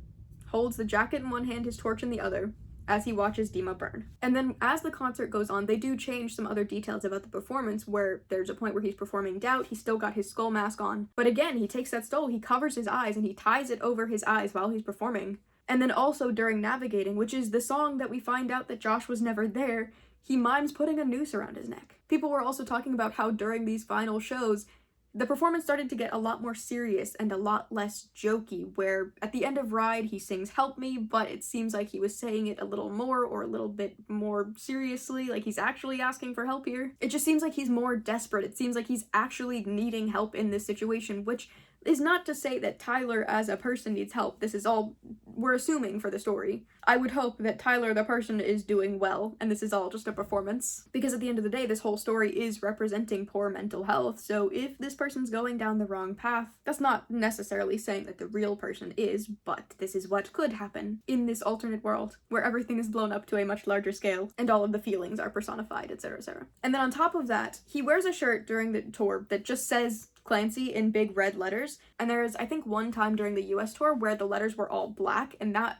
happened to be the same day that Blurryface tweeted out about watching our diversions. And the same thing happens here, where it's a big night. Big things are happening. This is the final Clancy tour, and again, the letters are black instead of red. And from this performance, there are a couple of different ways you can interpret it, and I think they're all justifiable in different ways. I think they're all interesting in different ways, and I genuinely have no clue which one is the truth, but they're all worth considering, so we're just gonna talk about it really quickly. Specifically, looking at when Tyler walks away from Josh holding the jacket. If Tyler walks away from Josh, if Clancy walks away from the torchbearer, I should say, it could be a sign that Clancy is no longer wanting to be responsible for leading the rebellion. He doesn't want to have the authority, and he's actively walking away from that. Kind of tied to that, what if Clancy decides that he's going to have the authority, he's going to take control, but for himself. He's not doing it to be part of this team anymore. He's doing it on his own terms and really for his own benefit. The citizens and all the rebels and everybody's looking to Clancy as a leader, but what if he's straying from the path and doing things differently, so he's just not part of them anymore? He doesn't want to be part of the team. And then on the totally other side,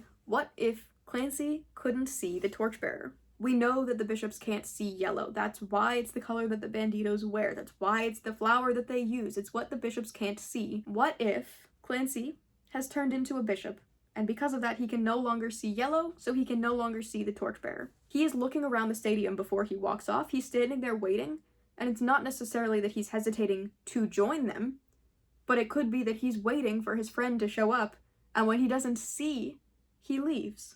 He goes to do it on his own, which would tie back to the whole idea that the torchbearer was never there, and also the fact that maybe he's a bishop now and he can't see yellow. Maybe he's been alone for so long that he's just so far from everything that they've been working towards. And then alternatively, there's another option where maybe Clancy is being seized, because they already established that he can be seized while he's alive. Normally, the body has to be dead for the bishops to seize them, and that's why they have the Glorious Gone, that's why they have all of this, is because they like the dead bodies, because it gives them more opportunity to live. But we already know that Clancy can be controlled by Nico. That's when he has the red eyes in the Blurryface music videos. So what if in this situation, the reason he's walking away, the reason that all of it's happening the way that it is because he's being seized. As he's walking away, he's covering his eyes, which we know that the eyes are a crucial part of this story. Everything has been about I'm keeping my eyes open, or I'm closing my eyes and I'm going silent. The entire hiatus was based around the idea of your eyes being closed and then waking up and opening your eyes and starting again, having this new strength when they came back. Everything with this entire era, and really from Trench, has been set around keeping your eyes open. So the fact that he's intentionally covering his eyes in that scene is alarming. And as we'll see in what comes next, it kind of seems like Blurryface and Clancy are fighting for control here, and this could be a crucial moment where we're seeing it in real time, where Clancy is supposed to join his friend and they're supposed to lead the revolution, and instead he's being taken away. He had the opportunity to go with the torchbearer, and instead he left. Regardless of what the reasoning is, what we end up with is a devastating image of the torchbearer holding Clancy's jacket, looking up at the burning city, alone. And that wraps up the Clancy World Tour. But it doesn't stop there, because that brings us straight to Blurryface's 10th anniversary.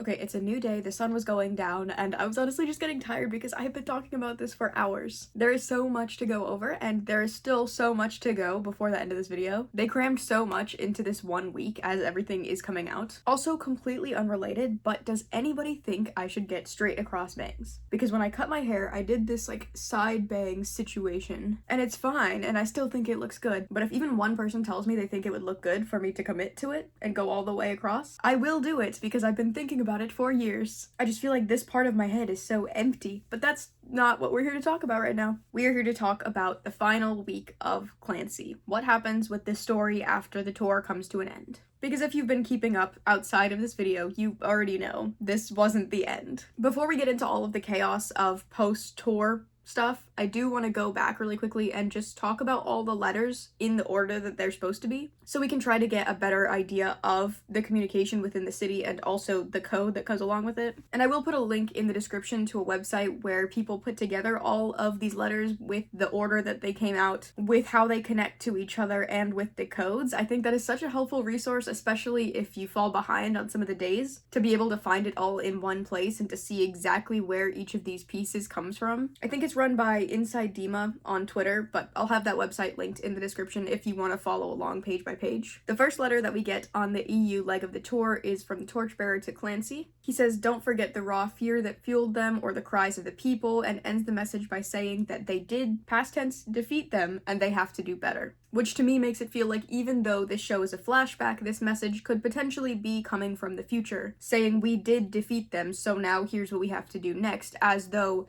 the battle after Paladin Strait has already taken place. It's possible that this was written before, and that he knew that Clancy could potentially turn on what they had, but to me this reads as they've already had this battle and they're now dealing with the consequences where Clancy has maybe strayed, now that he has the ability to really take advantage of the power that he has. He's begging his friend to remember what it is that they came from and what they were actually trying to achieve with everything that they've done. So regardless of if this happens before or after the battle, the message is very clear. Clancy, remember where we came from, remember what we came here to do, we have to do better. And then we get into the sets of letters between the different citizens, between the different rebels. The first set comes from Carmen and Soren. In letter number 1, Carmen says that they didn't hear Soren's music the previous night, which is something that's usually calming and grounding for everybody that hears it. And it says that the music covers all of them and reminds them who they are and what it means to be free. And under the sign-off there is Morse code with a dash and a dot. If we take that at face value, it's an N, but as we'll see, that all comes together to make the bigger words, so we don't really need to focus on what the individual letters mean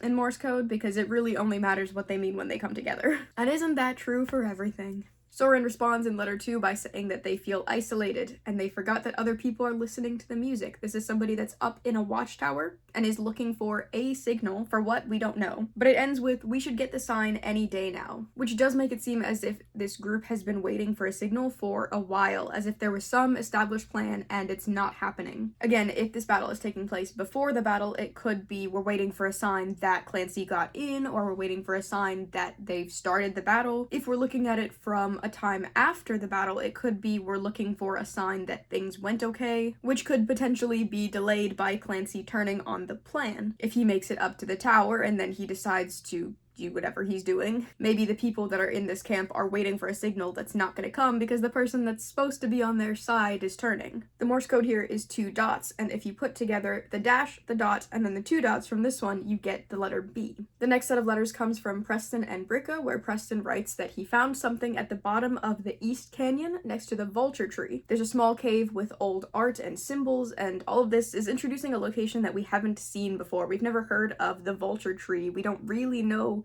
what's up with the East Canyon. And we also don't know anything about these caves or about the drawings, the people that have lived here before. This is showing the citizens coming to terms with the fact that this battle has been going on a lot longer than they realized. And he writes that it's both inspiring and disheartening because the age of the cave makes it seem as though the fight has been going on forever. Who's to say that they're going to be the ones to stop this cycle, right? He's excited to meet up with this other person and to show off the cave, and the Morse code on this one is a single dot. Bricka responds by saying that they've wondered who lived in the hills before them and that they're excited to see this cave. The frustrating thing about vialism is that the bishops hold back a lot of the past. They're holding information back in order to make it seem like what they're teaching is the only thing. It's the way that things are, and it just has to be accepted as the truth because it's all they know. But now people are thinking more about what happened before them. How long have people been rebelling against this system? How long has all of this been happening? And this letter ends kind of hopefully by saying that the search for answers continues. The Morse code on this one is a dash and a dot, and when we put together the Morse code from both of these letters, we get an R. 5 and 6 is between Gwen and Hilt. Gwen wonders what the horizon would look like without Dima standing in the way, and wonders what life would be like if they hadn't had to put up with all of this for their entire lives. How much did Dima take away from them? How different could things be?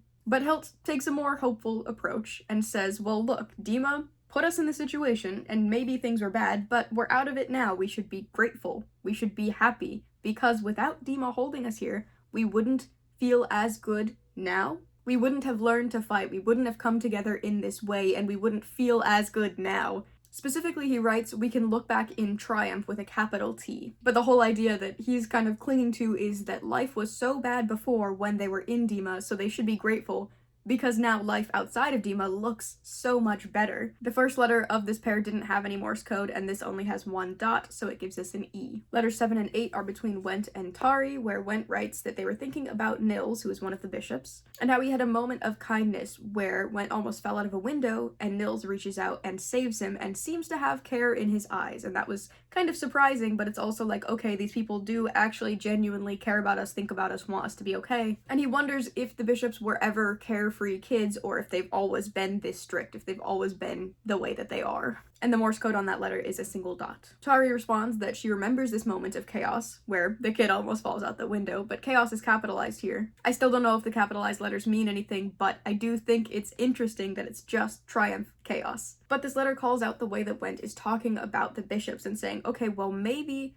in that moment it looked like Nils cared, but really, the way that they show love doesn't feel like love. It doesn't seem like the way that they're acting lines up with what you would do if you cared about people. Which lines up with what we know about the bishops, because really what they're doing is ultimately for themselves. It's not for the citizens. And she wonders how old the bishops really are, because it kind of seems like they've been around forever. What if they never even were kids? And we know, as the audience, that the bishops have been around for a very long time. That's what the whole religion is. That's what Vialism and the Glorious Gone and all of it is for, is because they're able to seize the bodies of the dead, and they're able to use that to extend their own lives, and that's what this religion is based on, is the idea of sacrificing yourself for them, basically. But now we can see the citizens are finally coming to that conclusion on their own. They're finally thinking about it more critically and being like, okay, well actually, why has it been this way for so long? What is actually going on here? The Morse code on this one is a single dash, which comes together to make an A. So far we have B-R-E-A. And then the last set of letters here comes from Balder and Magnus, where Balder assumes that Magnus is back at the base and that they set up a camp on the outer perimeter of Dima. Again, we're getting more locations here. We know that there's a camp, we know that there's a separate base. Not everybody went to that fight together, there were other areas. He writes that things are moving faster than they anticipated, and that the front line was able to get through the guards in order to let Clancy in. It's Clancy's time to take over, and he'll be more powerful than Nico, and that they have no idea what's coming. He signs this off as victorious, so obviously he's feeling pretty good about the situation, and the Morse code on this one is a dash and a dot. And Magnus responds by saying that he's happy that the movement is progressing, but he's a little bit worried about that way of thinking, because do we really want Clancy to be more powerful than Nico? The whole issue here was that the bishops have too much power, and now the person you're sending in is even more powerful than them. Obviously that's good for taking them down, but what does that mean going forward? They're striving for victory and hope, not more tyranny, and Clancy must know that. The Morse code here is another dash and a dot, and we get a C. And then the final page that we get from this tour is, again, a completed page, this time from Clancy to the Torchbearer. He writes that the city needs hope, and he's the only one that can give it to them. They need to feel powerful, and he can make them feel that way. They're all stuck in this mindless obedience, and he's gonna be the one to fix it. And the letter ends with him saying, I will be their example of absolute power. I feel alive again. There are 4 dots here, which gives us an H, so the Morse code all came together to spell breach, but at this point we don't know what that means. It could be a song, it could be an album. Who's to say, right?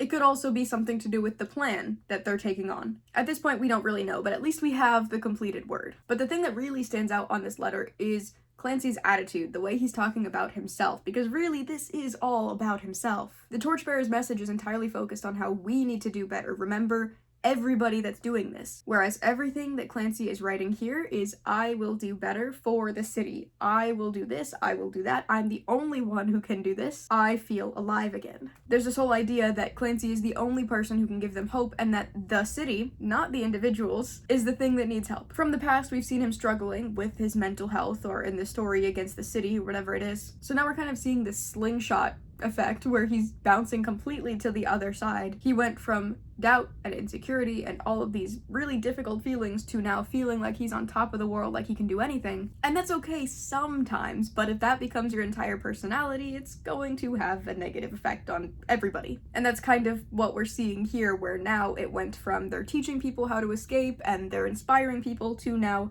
in the building, facing off against the bishops, and he's the only one in this tower. He's the only one with enough power to take down the bishops like that, and you can kind of tell that it's getting to his head. They finally made it, they got into the city, they get up to the bishops, but now the person they've been relying on is not so focused on them, he's a lot more focused on himself, and people are starting to doubt whether or not he's actually going to be what they need.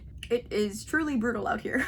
So that's the end of the letters, which brings us to everything that happens after the tour wraps up. A lot happens in a very short period of time here. May 17th is Blurryface's 10-year anniversary, and to honor that, they change all of their social media pictures to stuff that was from that time. So the banners on everything switch from what they had been to now a picture of the boys from Blurryface. And it has the Blurryface 9 dots in the middle, but all of them are red. The hashtags BFX and Blurryface have a special little symbol on Twitter and are trending. And most notably, all of their profile pictures changed, but not to something that we'd want to see. They changed their profile pictures back to the image of the eye closing that happened before they went on their break after Blurryface. The year of silence came with this eye closing, and now, as they wrap up Clancy, it's back. And it's like, we're pretty sure they're not gonna do us dirty and have another year-long hiatus, but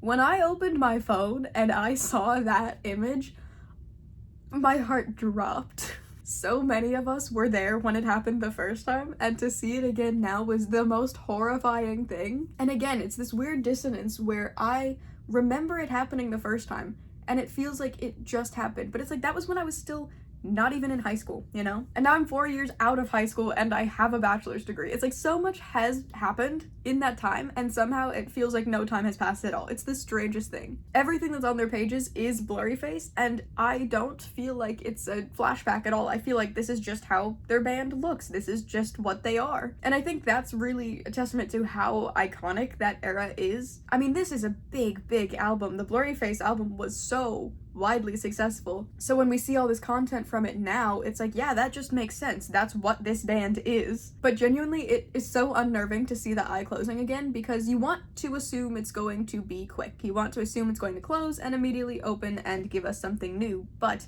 what if it doesn't? What if they close the eye and it just doesn't open? There's always this thought in the back of my head that they're just going to end the story.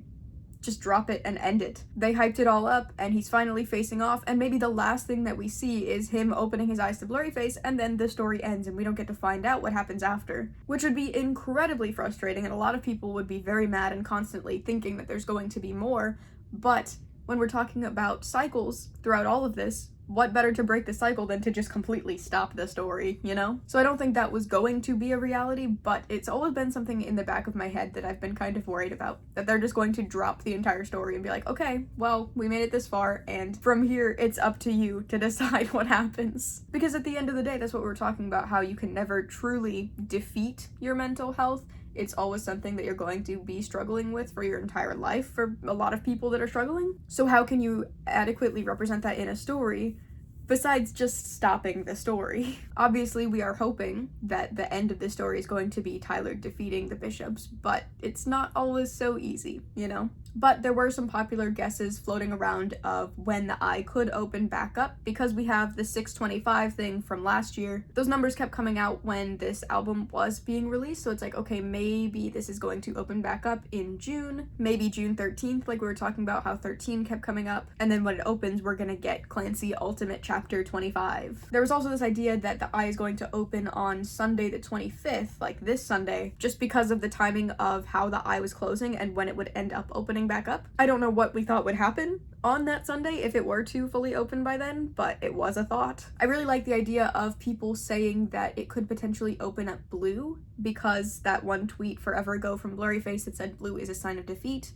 And we have seen blue a couple of times during this period, for one thing with the potential hex code with the Do You Fief, and then also something else that we'll get to in a second, but blue is like sneaking through in little moments. So how cool would it be if the eye opens and it's just like, hey, actually they lost. I also saw theories about what if the eye opens up to a symbol that's like scaled and icy. That whole album came with the idea that Clancy is dead, so what if when the eye opens, it references back to that? Again, leaning into this idea that Clancy is not going to succeed here. There are a lot of ideas floating around at the time, but all of them are assuming that the eye will open at some point. We have to believe that the eye closing will be followed by it opening with something new. And then on top of all of the profile picture banner changes, they also changed their website to that same picture of the boys from Blurryface. And they offer what many people would consider to be overpriced merchandise to celebrate the anniversary. And then, around the same time, Rock Sound magazine also reveals that they're going to put out a Blurryface tribute album where different artists are going to cover the songs on the album, and that there would be more information coming out on Monday the 19th. Which, a funny thing here is they actually teased the eye closing on the 16th before the band did, so everybody was like, hey, Rock Sound,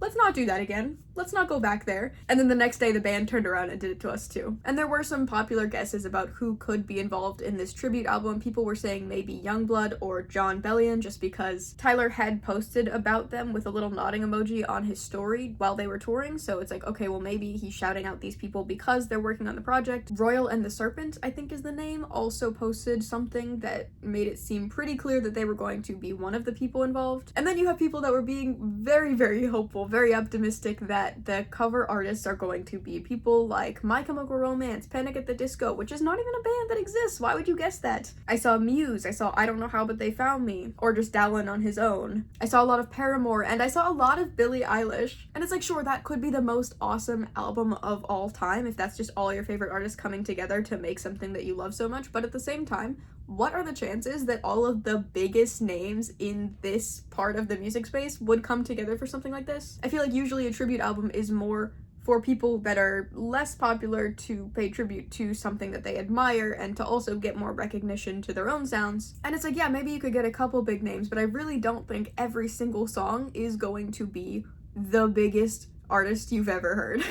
I just think the whole conversation around this album was kind of silly because there's a lot of people saying, we don't even want a tribute album, and it's like, no, really, you should be grateful that this is happening, especially for the artists that are involved that have the opportunity to be a part of something like this, you know? Why are we sitting here and complaining? You don't have to listen. It's a really cool thing for both the artists that are involved and also the album itself, which is turning 10 years old. It is kind of dated at this point, you know? There are going to be people that think that the sound is cringe just because of when it's from, so if it's getting revamped and it's getting more listens because people are being introduced by artists that they listen to now, that is a cool thing for everybody. There's a whole rant there that I'm not gonna get into, but genuinely it was very frustrating to see how mixed the opinions were on this, because I don't think this is anything but a positive. Because I get that we feel attached to the songs, but that doesn't take away from what the album actually is. It's just a reinterpretation. In the same way that people have been posting covers on YouTube for as long as YouTube has existed. This is not a new idea. Somebody can post the worst cover known to man, and it doesn't make the actual song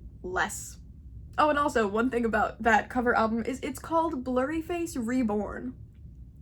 So, what an interesting choice for the title, right? And it's at this point that the band starts to get pretty active on social media. The main 21 Pilots account starts to see action on Instagram, Twitter, TikTok, YouTube, but people notice that something isn't quite right about what's being posted. For one thing, Demo.org Updates on Twitter posted to say that the hashtag Blurryface is trending, and the official 21 Pilots account responded to this in all caps, "That's good." And it was almost immediately changed to say, "All thanks to you guys, can always count on you," which is not the same message. And it's like, hey, that was a little out of character for you guys, because Blurryface is tweeting from the band's main account. It's Blurryface week, the Clancy tour is over, and all of a sudden we have Blurryface on main, but then it's immediately edited and goes back to a style that's more like what the boys would say. On Instagram, there was a post of just Josh with the jacket watching the city burn, and people are saying, okay, well maybe, what if Blurryface posted that as well as a way of kind of making fun of him and being like, look, you're all alone here, which is followed up pretty soon after with another post on Instagram that kind of follows that same idea. And when we're talking about edits, you can also see on the Rock Sound post where they're talking about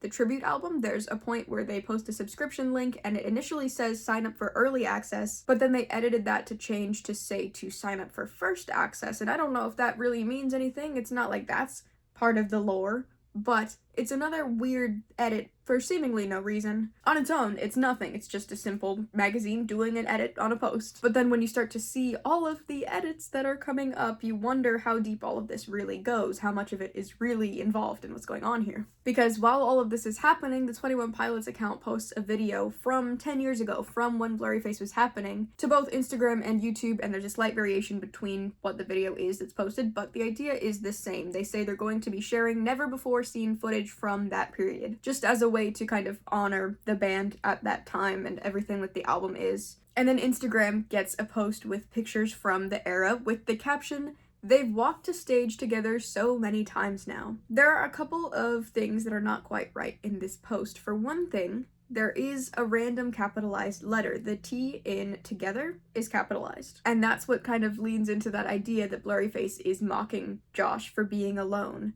The previous post on their Instagram was Josh standing by himself with this jacket after Tyler walked away from him. And Josh has to walk up onto stage by himself.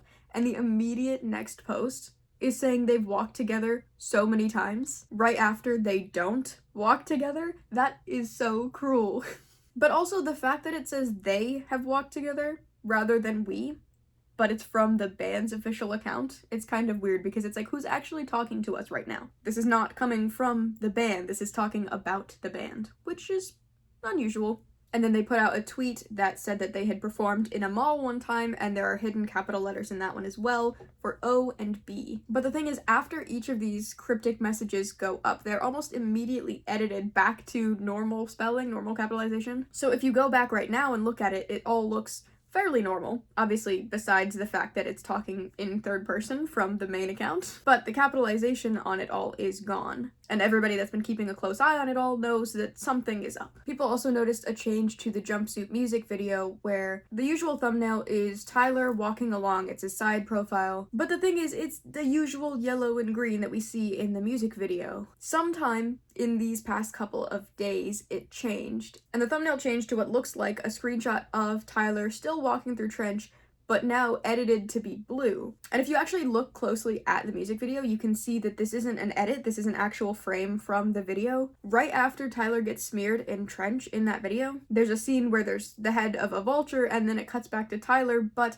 the vulture is blue, and when those scenes transition, the blue holds over for a second, so the thumbnail is now this slight little frame where Tyler is blue in trench. Again, we're thinking about blue as a sign of defeat, so it's weird that they would go back and edit a video from 6-7 years ago to all of a sudden have blue on it. And they didn't mention it, and as far as I can see, nothing has come from it since then, but it's a weird change to make out of nowhere. And a part of me is like, okay, what if YouTube was just being weird and defaulted it to a random image? Because when you post a video on YouTube, it usually will give you like 3 suggested images for what the thumbnail could be, or you can upload your own. So it could have just happened to pick that frame from the video and then put it up as the thumbnail, but I don't know why that would be the case. But I don't know where that goes. It's just another blue thing in all of this. This is the video that brought us into trench, that introduced us to the Banditos and really this entire world. So it's interesting that now it's being influenced by the Bishops ? That frame comes right after Tyler gets smeared. So I don't know. It's a lot to all come together at once, you know? It seems like too much to be a coincidence, which is really what's happening with all of this. It's like, we could be piecing together a bunch of things out of nothing, or it could be something bigger that they've been building up to. But some of these connections go back 5, 6, 7 years. We're talking about lyrics from songs way before any of this was known. And it's like, how far ahead were they possibly thinking versus how much of it is based on looking back and being like, oh, we could make a connection here because we happen to mention it, versus how much of it is them not even realizing that they're so aligned with what they previously made, and then we're coming in and saying, oh, look, it was all intentional from the start. I don't know. It's cool to draw those connections, but again, we can't just assume that that means they've been planning it for this long. May 18th, the next day, and the messages continue on social media. And also, the eye is halfway closed now, so we know for sure that it is moving. Because it could have been justified that the previous day, it's Blurryface's anniversary, maybe they're just putting up the eye to kind of be like, haha, remember this? That was funny, right? But this day proves that yes, the eye is actually closing. And if it did continue to close that way, it was predicted that it would close around Tuesday or Wednesday and then open back up on Saturday, which is Clancy's year anniversary, so it would kind of make sense. What it would open up to is still anybody's guess. But also, would they be so brave as to announce an album on the anniversary of the one that just came out? Doesn't that kind of take away from the celebration of the album? Or does it just enhance it by saying, here's more of this album? Because we can also assume pretty safely that if they're announcing this album to go along with the story, that they've been working on it since they were working on Clancy. This is not something that they've worked on in the past year while they've been actively touring. Like, I would say it's pretty safe to guess that they had some of these songs already done before Clancy even came out, just because of how much planning has to go into telling a story like this. So then you have to think about how much do you want one album to potentially overshadow the other. Around 10 a.m., the boys put out a tweet about more never-before-seen footage from 2015 when Blurryface was around, and this video was posted both on Twitter and Instagram, but the captions have different letters capitalized. On Twitter, you get TABR, and on Instagram, you just get H. And then on TikTok and YouTube, the band posts about their first promos, but there's a capitalized B that doesn't ever get edited or reposted. I'm pretty sure if you look at it right now, it is still capitalized, which leads people to think that maybe that's not meant to be part of the code. And if that's the case, why are they capitalizing a random B in this post? The idea is because it wasn't taken away after, that it's not actually part of this secret code that's going on. And it's not like we need any more B's, because right now the letters are OBTTABRHB. And there was some confusion about whether or not that is what the letters are, just because of what ended up staying capitalized or not. Like how they would start a sentence with a capital because that's how sentences work, and then it's like, okay, but maybe that's also a capitalized letter, and so it has to mean something here. So there's a lot of back and forth about how much is really included, and also the fact that these are posted and then edited or reposted pretty soon after. So if you're not on top of all of the posts and you're not really keeping an eye on it, it's really easy to miss something. There's just a lot of confusion at the time. But Stars Luna on Twitter posts and says, hey, I think this is what it is right now. And Blurryface, still from the Twitter main account, replies by saying, paying attention.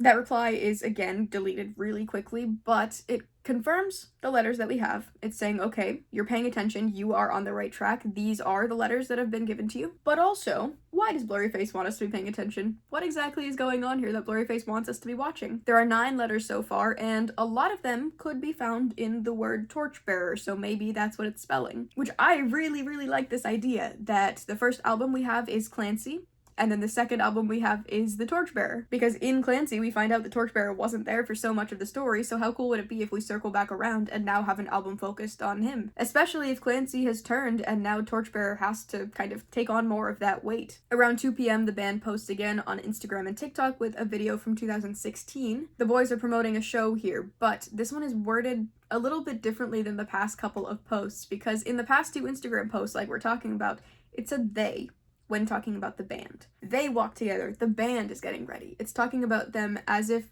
it's not them, even though it's from their main account. It's not, let's look back at all the things that we did right now, it's look at them doing that. But then you take a look at this one, and it says we. So this seems like it's genuinely from them. There's this weird back and forth going on between Blurryface and the band during all of this. And I will say, around this time, I started to see more people talking about this idea, which I'm sure has been floating around for quite a while, because it makes sense. All of the imagery that we've seen of Dima burning, what if it's not Dima burning? Dima is a city, like concrete, like not particularly flammable. How are these guys gonna come in and just light the whole city on fire? And the images that we've seen, everything that has looked like the city on fire is really just fire behind the city. We see the city in its silhouette and the fire behind it, and it's like, okay, what if that isn't showing us the city burning? What if that's showing us the surrounding area burning? What if at the end of this battle, Clancy turns on them, or the plan doesn't go how they expected,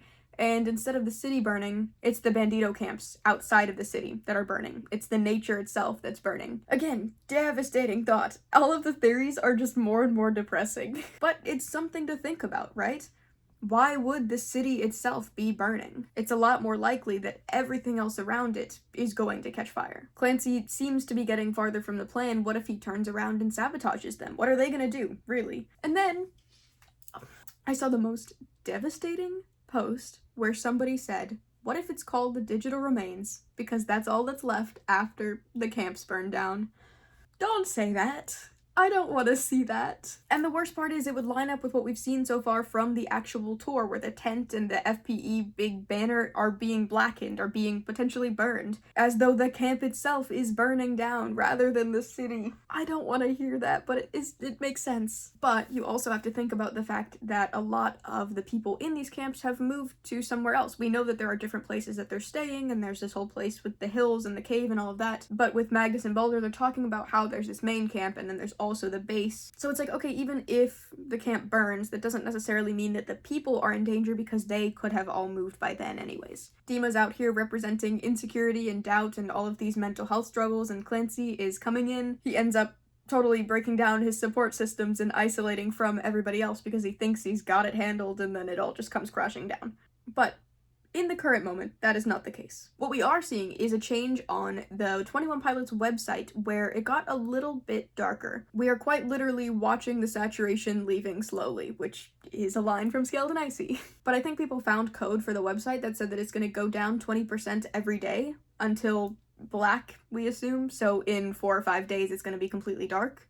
And that obviously is paired up with the eye closing on the profile pictures. So we have the eye closing, which is what led us from Blurryface into Trench, and then we have the saturation leaving, which is a callback to Scaled and Icy. We're going through all of the eras in the worst ways. May 19th and all of this is still progressing exactly how we expected. The eye is closing, the website's getting darker. The band posts on Instagram and Twitter with the capitalized letters B, T, and C, but again, because B isn't edited back to lowercase, people are saying, okay, maybe that's not included. This is the day that the tribute album is supposed to come out, except actually it's not coming out because it's only coming out on CD, so everybody that was planning on having a fun listening party is severely disappointed. But they announce all the artists, and it's none of the people that people were guessing except for Royal and the Serpent, who had posted, so people knew that that was going to be the case. But then I think they also later revealed that it's not just on CD and that it will be available for streaming later. At this point, I started to see a pretty solid theory floating around. In the song Saturday, they say, slow down on Monday, not a sound on Wednesday, might get loud on Friday, but on Saturday we paint the town. And coincidentally, this day on Monday, the album comes out. Wednesday is when the eye is predicted to close, Friday is when it could potentially open enough to reveal a new something, and then Saturday is the 1-year anniversary of Clancy. There were some mixed opinions about whether or not the eye was going to close on Tuesday or Wednesday based on the timing of the previous eye closing. I don't know. I saw people thinking it both ways. I thought it was going to be Wednesday. Either way, it doesn't end up mattering.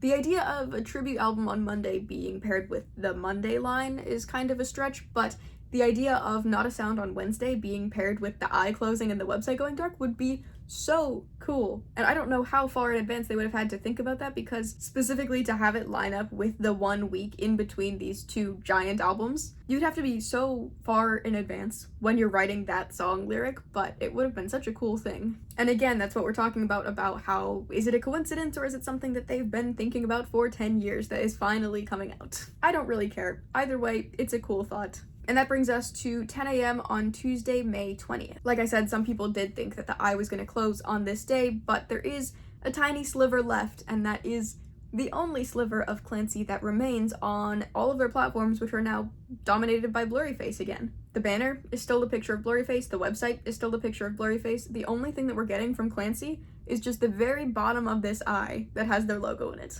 At this point, the website is bordering on unusable, which I think was pretty funny, just thinking about people that are maybe casual fans or just trying to check it out and see what's going on, and you can't even see the display. And then on social media, on Instagram and Twitter, they posted to say, thank you for celebrating Blurryface with us on social media, we'll see what's next. The video that accompanies it is from a recording of Heavy Dirty Soul that they posted 9 years ago, which is titled Heavy Dirty Soul Circle, which is interesting when we're talking about cycles. Obviously, this song is incredibly significant to the entire storyline. That's kind of where it all comes from. That is the thing that tied all of this together. And it's no surprise that they're using it here with how much Heavy Dirty Soul imagery was used for the shirts with the dogs and the rabbits and everything. And at the end of the video is Josh talking about how they didn't know how successful Blurryface would be and they hope they can keep doing it for a long time.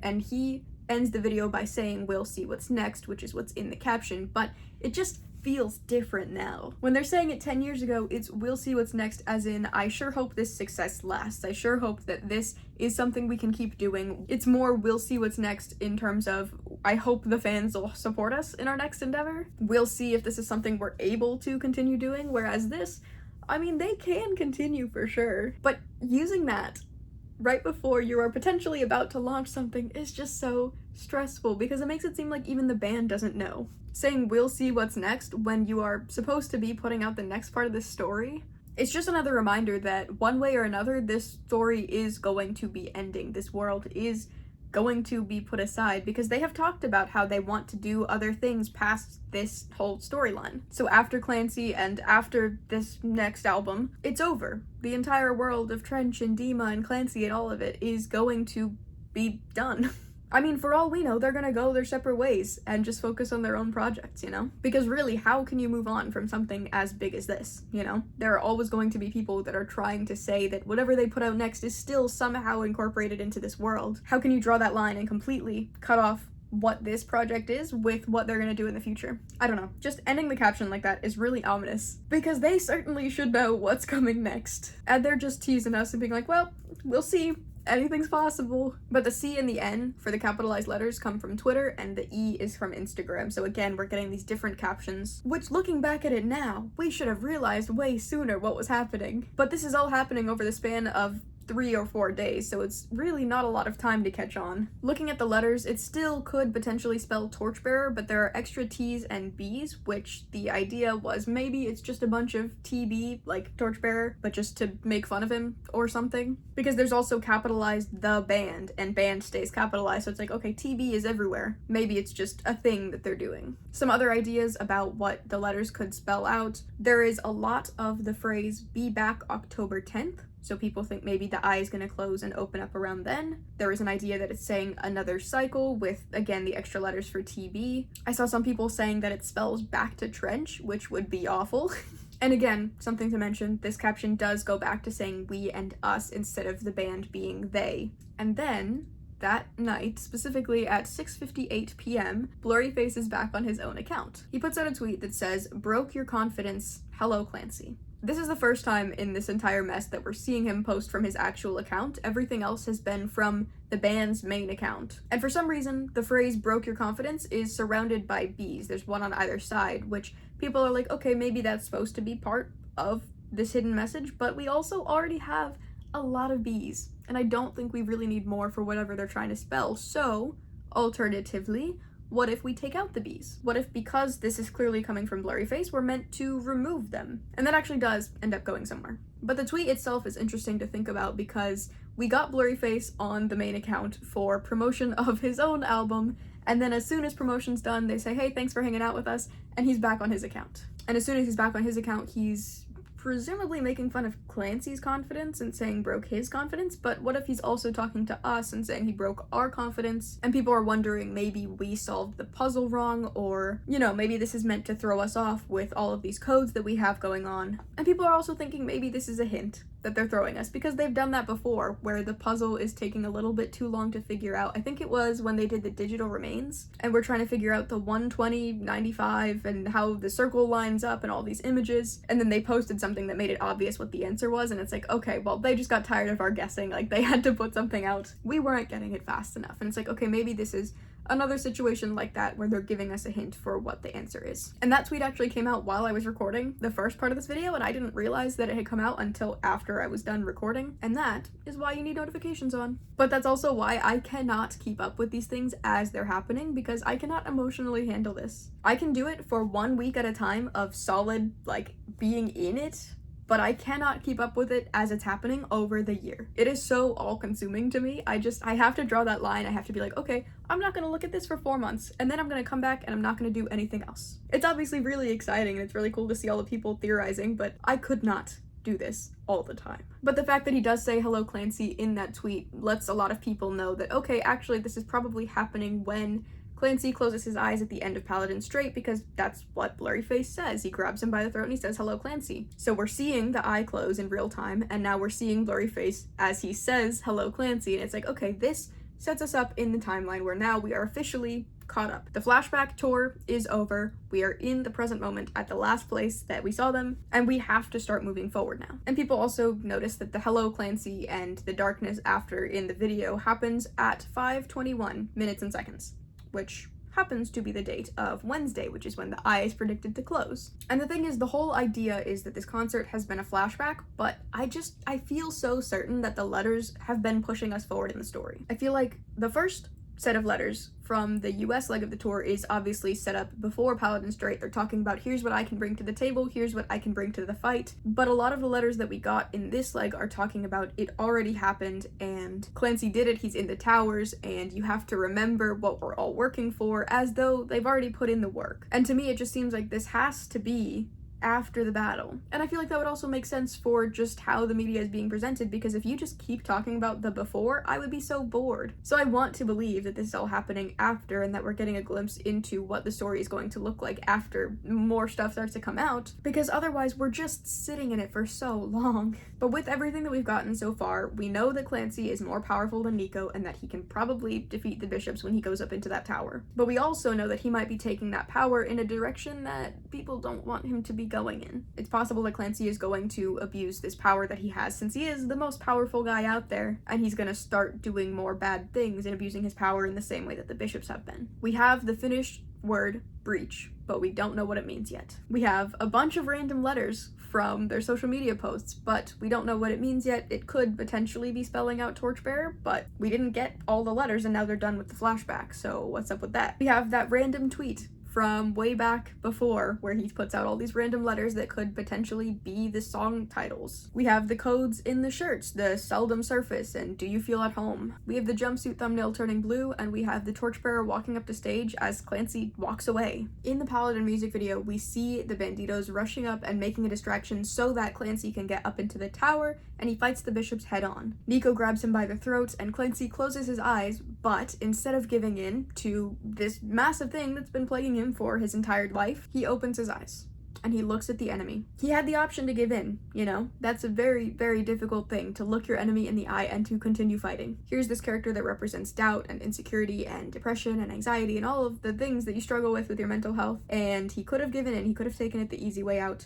but he's choosing to fight. This entire show could be a flashback that happens when he closes his eyes, when he's looking back at his life, he's looking back at everything that has led him to this moment. So he's seeing his time in Dima, he's seeing his time escaping, going out into Trench, meeting the banditos, having this plan, going to the island in the outside and coming back and seeing this whole group that's ready to fight with them, going through everything that he did in Scaled and Icy, and being alone, being without the torchbearer, but having him there in his head, finding a way to get through the hardships, finally reuniting, having this plan, going in. He's remembering all of the people that have backed the movement and all of the effort that has gone into it to get him to this spot, and he opens his eyes. We're watching the eye closing, we're watching Blurryface make himself more and more known, he's becoming more present, and then Clancy faces his enemy. And we don't know what his intentions are, we don't know what's going to happen after, but in this moment he needs that strength. He needs to know that he has people behind him, he needs to know where he came from, and that's really what the torchbearer was saying to him in the letter in the first place. Remember where you came from, remember the fear, remember what you're fighting for. And that seems like what the entire flashback has been. It's him sitting there reflecting on all of this.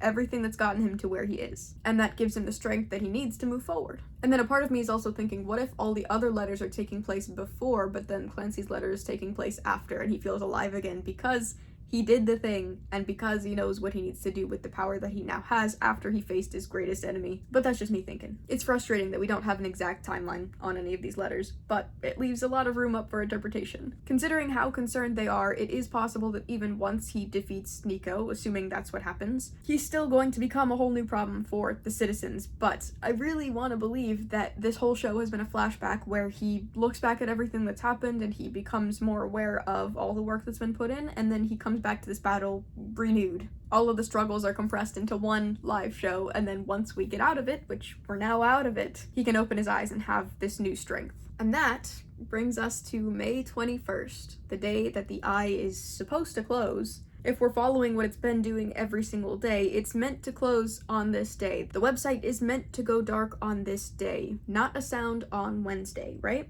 Instead, this day brings us answers. The band gives us something that we were not expecting to receive on this day. I think we were all pretty set on the idea that the eye will be closing. There will be a period of silence. Rather than the eye closing, it goes fully back to the 21 Pilots symbol. All of their profile pictures change back to the classic 21 Pilots symbol, and all of the banners get changed to a new picture that goes along with a post that announces the new album. Rather than going silent, they're posting an announcement that Breach, the final album in the story, will be coming out in September. Not only that, but the first single from this album, The Contract, will be coming out in 3 weeks. We thought we were getting silence. We thought they were shutting down. There have been theories about a double album since way before Clancy ever came out, and they are finally confirming there is another album to wrap all of this up. No, Paladin Strait did not sound like the end, and this is why. There is still a whole other album's worth of story that we're gonna get. In the post to promote this new album, they have a lot of callbacks to the Blurryface era. We can see Tyler in his red socks again, we can see Josh with his red eyeliner again, and the actual picture itself is Josh handing Tyler the jacket. It's the torchbearer handing Clancy his jacket, which is what we saw at the tour, where every night he would take it, he would put it on, and they'd face the city together. But at the last show, when the torchbearer hands Clancy the jacket, he doesn't take it. We have to watch the torchbearer walk up to the stage by himself to watch the city burn by himself. And that is the image that we're focusing on for this album. And then you go to the website where instead of going dark, it shows us a new font for this era. And immediately I got the vibe. I was looking at it and I was like, okay, this for sure is spelling something else. There's no way that's all that it is just the word breach. Because the way it's written looks like how people write when they're trying to write a word and then the same thing upside down so that it all connects and you can read it from either way. You know what I'm talking about? That's what it looked like to me, where I was like, there are for sure hidden letters within this. And we tried mirroring it, we tried putting it upside down, we tried doing different things like that, and nothing was really coming out, but I was like, I for sure see other words in this. But throughout the day, people started to realize that it spells out the other eras. If you take away parts of the word breach with this font, you can find the word blurry, you can find the word Clancy, you can find the word trench, and you can find the word icy. This is the album that's wrapping up that entire storyline. 5 complete albums worth of story, and it's all ending here. And then something else that people noticed is at the bottom of the website, the usual 21 Pilots logo was missing the middle dash, which, if you remember back when the Clancy tour was starting, that happened on the tour bus, the tour van, or like one of the equipment trucks, I think. And then that also happened on Josh's drums, where it just has the 2 big dashes but not the middle one that connects them. And at the time, people were saying, okay, well maybe it's because we're in this in-between period where Clancy is one line and the other album is the other, and we're the dash in the middle right now. But then on the truck, it got fixed with yellow tape, and then it just kind of turned into nothing, and it's like, okay, let's just move past this, whatever. Maybe it's just a weird thing that happened to multiple pieces of tour equipment right at the start of this show, and it's fixed, and now it's not a big deal. But the fact that it's making itself known on this website on the launch day of this new album, if it was just this one time, it's like, okay, well, maybe that's just a mistake. But the fact that we saw it so long ago with the start of this tour, with the start of this era really making itself known, and now it's coming out with the announcement of this one, it's like, I don't know if there's something else here, but Mark, who's one of the guys that works with them, put out a message on Discord that said it's just too many cooks in the kitchen and that it was just a mistake, and within half an hour it was fixed and the dash is back on there. But I can't help but wonder if there is something more here, because it's a weird mistake to make on multiple printed pieces of equipment and then also on the website. Because regardless of if it's a thing that's meant to be used now or if it's a thing that's meant to be used later or something, the fact is that image does exist. For whatever reason, there is a version of this symbol that doesn't have the middle dash, you know? At some point it was or will be used for something. I have to assume that much. But he says it's a mistake, so it's a mistake. Nothing to come from it. We get a second professional picture of the boys in their new outfits, and they look so cool. There's a nice balance of old references to Blurryface and then also new styles with the era that they're in right now. Josh still has his eyeshadow, but it's been cleaned up. It just looks a lot nicer. And I saw some people saying that he switched back to red so that Clancy can see him, because when he's wearing the yellow, maybe Clancy can't see him if he's going all bishop. I saw some people asking about what's around Josh's neck because he has words on there, but I'm pretty sure it's the same thing that we saw at the start of the Clancy era, which just says Torchbearer in Ukrainian. I don't think that changed. I don't think there's anything new here, but there is something different with Clancy's stole, where normally it's hanging around his neck. It's like a giant scarf thing. But now, instead of it hanging around his neck, he's just got 2 shoulder pads with this Clancy symbol on it. Instead of having the red or the yellow tape that we saw from the previous eras, now he's just got Clancy. He's not on team destroy the city. He's not on team make the city better. He is just on Team Clancy now. And to be honest, I don't know what that means for him or his intentions, or maybe he's just trying to be cool. But there's also what looks like a rope clipped to his belt loop, and it could be, people were saying maybe a climbing rope, it could be a leash. I saw some people making connections to some religious item, I don't know, which would make sense because the stole also was, and like various things that they've been wearing have references to religion, obviously, because all of this is about vialism and the bishops and everything, so it makes sense that there's religious symbols and everything. But I think without context from the album, we're not really going to know what that is just yet. And then when some people were looking a little bit closer at the website, they saw that the image is titled Flowers. Like, they went to download the image and the file is named Flowers, which I don't know how true that is because some people were saying they couldn't see it, some people were saying that it got changed, so I don't know. But it would be really cool if that's the case, just because of the significance of flowers in this story and how when Tyler would escape from Dima, he would have the yellow flowers, and the way that they rained down the petals in Trench in that first scene in Jumpsuit and all of that. I do want to take a second to circle back to the announcement of this album because people had actually guessed what was going to come around 12 hours before it happened. Because we didn't really have a conclusion on those random capitalized letters, but now we do. Specifically, it comes from when Blurryface put out that tweet that had 2 extra B's because people thought, okay, well maybe I'll take the B's out of the letters that we already have. And then on top of that, some people started to realize, well, what if we categorize where the letters came from? So like, I don't know about what was going on TikTok. I don't have TikTok. I don't even know what letters came from there, but it doesn't really matter because the real posts that matter came from Instagram and Twitter, where the same things were being posted, but with different letters capitalized in the captions. And it ended up being this divide where if you take out the B's that were in the Blurryface message, and then you split it up by Instagram and Twitter captions. Instagram gave us the letters T-H-E, and Twitter gave us the letters that unscrambled to say contract. So just from that Blurryface tweet of saying, hey, you got too many letters going on here, we were able to get to a point of knowing the word breach from the Morse code. We've known that for a little while now, but we also knew the phrase the contract was going to come up somewhere, and because we don't know what it means yet, people started to put them together, breach the contract as one thing, which does make sense with what the definition of breach is. But then you start thinking about, okay, well, what is the contract? What is the agreement? We start going through old demo letters. What are the agreements here that have been made and how could they be broken? But it's just really cool to see that people are so on top of it, and there's such a nice even balance between how cryptic the band is being and the pace that they're releasing things for us, and then how quickly the fans are catching on to what's being given. It's still enough to where you have to search for it, you have to really think about it. It feels really engaging and it feels like you're part of something. It's not so easy that anybody could just jump in at any point and understand what's happening, but it's also not so hard that you can't keep up. There's just this really nice balance between all of the interactions with the band and the fans and how everything is coming out. And it's really cool to see. And then people also pointed out that if you look at the image that I'm assuming is the Breach album cover, I don't know if it is for sure or if it's just a promotional picture that they were using to introduce it, but the shadows on that image kind of look like they could be either a skull or Blurryface in the background. And both of those would tie in with the imagery that we've been seeing throughout this part of the concert leading up to this moment. And it also lines up with the idea that Blurryface is always watching them, that he always has this kind of background influence on them. Their caption says, "Our full-length album Breach will be here in September. Hello Clancy, hello Blurryface, let's finish this."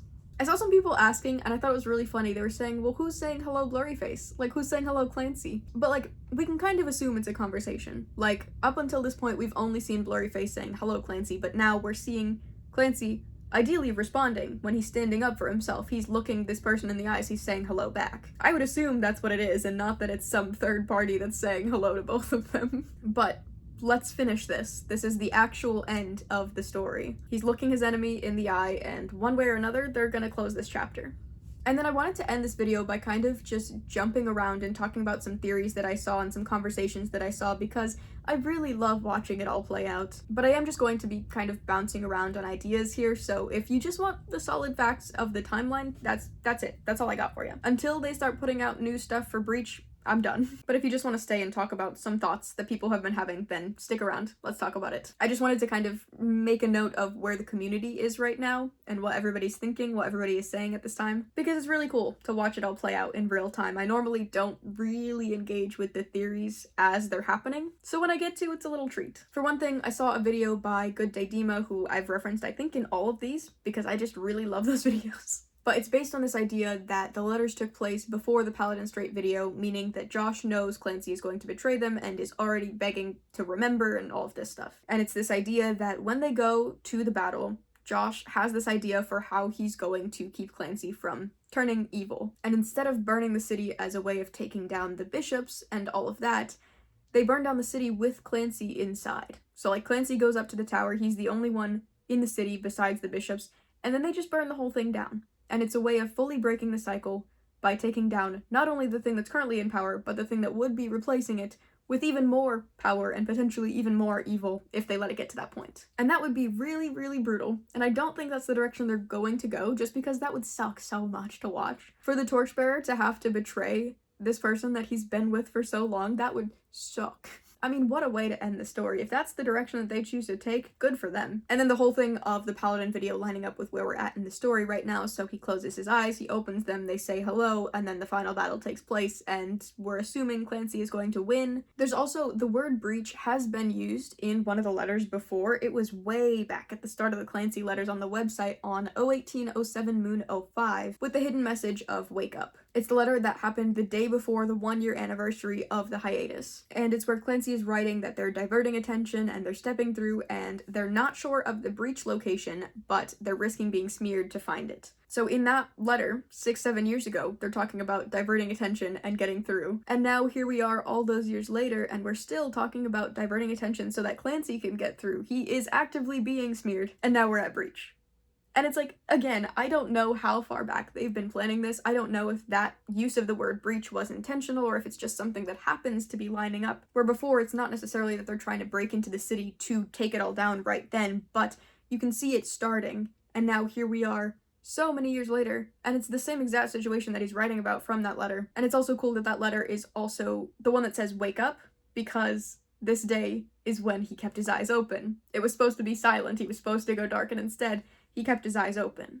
I saw Always a Bandito on Twitter talking about how the rope on Clancy's outfit could be a leash, which lines up with two things. For one thing, it lines up with the shirts where there's a lot of dogs, but specifically the one where it's a man standing with a dog next to him, and it's like, okay, maybe he has a leash for that. Someone giving Clancy a dog out here? I don't know where that could go, what that would have to do with the story, but that's a possibility of how all of the imagery is coming together. But the other thing that's a lot more interesting, no offense to all the dog lovers out there, but it's a line from Holding On to You. He's saying, fight the pain, tie a noose around your mind, but then say, this isn't a noose, this is a leash, and you obey me. And it's this whole idea of not letting your mental health get the best of you and making an actual effort to fight back instead of just giving in to the deep, dark sadness. But the thing is, we saw that happen in real time, if this is a leash. Because on stage, I think it was during navigating of the last show of the Clancy tour, Tyler mimes putting on a noose. And that really sucks to see when you go back through the earlier work and you go through and you think about all the struggles and you look at this music video. That imagery is so rough to see now. Because they've grown so much, they've come so far, not only with their success, but also as individuals. And obviously we don't know them as individuals, but you can hear from the lyrics how their struggles have changed over time to where now it's a lot less depressing. Let's say that. So to have that imagery that ties back to so long ago, it is a rough thing to see.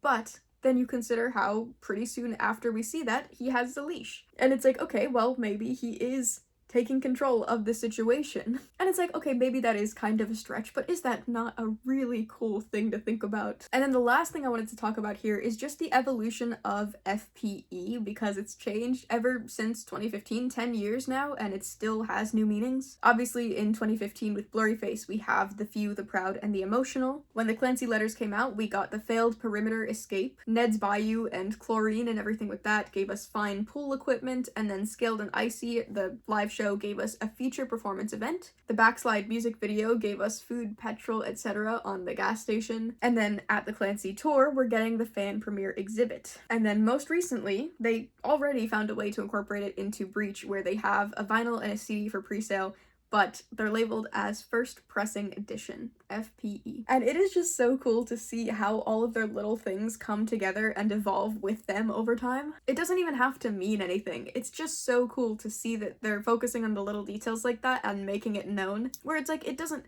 matter in most of those things. It didn't need to be there. It doesn't change the story. But for the people that are paying attention, it's just so much of what they do is for the people that care. And I love to see it. And for now, that's kind of it. We have the end of the Clancy World Tour, and we have the announcement of their next album, which it's a very cool thing to announce another album before the 1-year anniversary of the first. I am so excited for what this album is going to be. I mean, you already know I'm going to be making more videos about it. I have to. But the thing is, for this video, I am trying to post it on the 24th, which happens to be Clancy's anniversary, which also, by the way, I only started looking into all of this stuff on the 18th. I realized on the 17th, on Blurryface's anniversary, that I was going to have to start making another video, and I have not stopped in 4 days. And as soon as the 24th hits, I am going to block it all out again until something new comes out. I would just like you all to know that. I am present, but only for very condensed periods of time. But the thing is, if I post on Clancy Day, it's entirely possible that they're going to put something out and I'm not going to include it in this video, but I think that's probably fine because it's also just a good cutoff point right now. We know what the codes mean, they announced the new album, and now the next video and whatever else happens can be all separated. And then the very last thing I wanted to say is just kind of, I don't know, I want to appreciate the beauty of an album that is Clancy, how long they've been building up to create such an intricate world and to bring all of the listeners in and to, you know, let us feel like we're a part of it. I've been a fan of this band since 2016, 2017, so I've been following it for a while, but I kind of drifted away for a little bit and it feels really good to come back and to be a part of it again. I know people have a lot to say about the fans of this band, because it can get a little intense sometimes, but when you're actually in it, it feels really good to be a part of something like this. This past year, since I started getting back into it and since I started working on this video, I have completely changed, and that's for both reasons that have to do with the videos and also just life circumstances in general, but making that video was such a step outside of what I had been doing. I've never made a video that long or that took that long. It was 3 months of constant work. I was not thinking about anything else the entire time I was working on that video. From the time that the LATAM Clancy video came out all the way until when I posted that video, I was not doing anything else besides looking into this and trying to make the most coherent video that I could on this topic. But the thing is, making that video completely changed how I make content on this channel. At the time, I was kind of in a rut where I was not feeling super satisfied with what I was putting out, and I kind of just felt like I had to be making content for the sake of making it. But after making that video and feeling so passionate about a topic and being so interested in it and then being received so well by the community, it was just really motivating, and since then I've gotten so many more ideas on videos that I want to do, and the videos that I am putting out are things that I actually want to be making. And then on top of that, having the album to listen to for, I mean, those first couple of months, that was the soundtrack to my life. I was playing it every single day, first thing when I woke up, all the way throughout until I went to bed. I would walk into work listening to Next Semester on my headset, and I felt like a completely different person. I resonate with so many songs off of this album, and it has been such a joy to grow up with this band, really. To listen to them 10 years ago where their struggles were so different from what they are now, but still, they're all so relatable, you know? Like, the topics have evolved, but so has the audience, so it just feels like they understand, and everybody in the audience understands each other. And I mean, truly, the band has created such a special community. I'm so impressed by everything that the band has done and all the work that they've put into building this world, and I'm so excited to see what's gonna come next, how this is all gonna wrap up. And I'm so appreciative of everything that the band has done for us this far and everything that all the fans have done for each other, lifting each other up and finding the theories and working together. It's just really cool thing to see. These songs mean so much to so many people, and it's such an honor to be here and to be experiencing it and to kind of be a part of it in my own way. So I just wanted to say a huge thank you to everybody that's been coming back to these videos, that's been asking for more, to the fan base for all caring so much about this, and to the band, obviously, for everything that they've given us and everything that's to come. This has been a wild year, everything with this album, and I have loved every second of it. But with all that being said, we do have to wrap up this video. If you made it this far, genuinely thank you so much for watching. I'm gonna put links in the description to as many creators as I can of people that have been talking about this, people that I've been referencing, or just other sources that I've been using to put this all together. If you want to go see any of the documents or anything like that for yourself, it'll all be out there somewhere. I saw some people asking me, how do you get into all of this story? And I would definitely recommend as my top source for getting into the community, getting into all of the discoveries that are happening, I would say join the 21 Pilots Discord, because that's probably where you're going to find the most active conversations. That's where you're going to find the most people that are willing to explain things or break it all down. And that's also where you can see things happening in real time. They talk about the theories, and they talk about the shirts, and they talk about the shows. So yeah, links in the description. If you want to follow me elsewhere, my links will be in the description. If you want to see future updates on this story, or you want to catch up on past updates, you can subscribe to this channel, maybe go scroll around on there. And if there's any other videos like this that you would like me to make, let me know.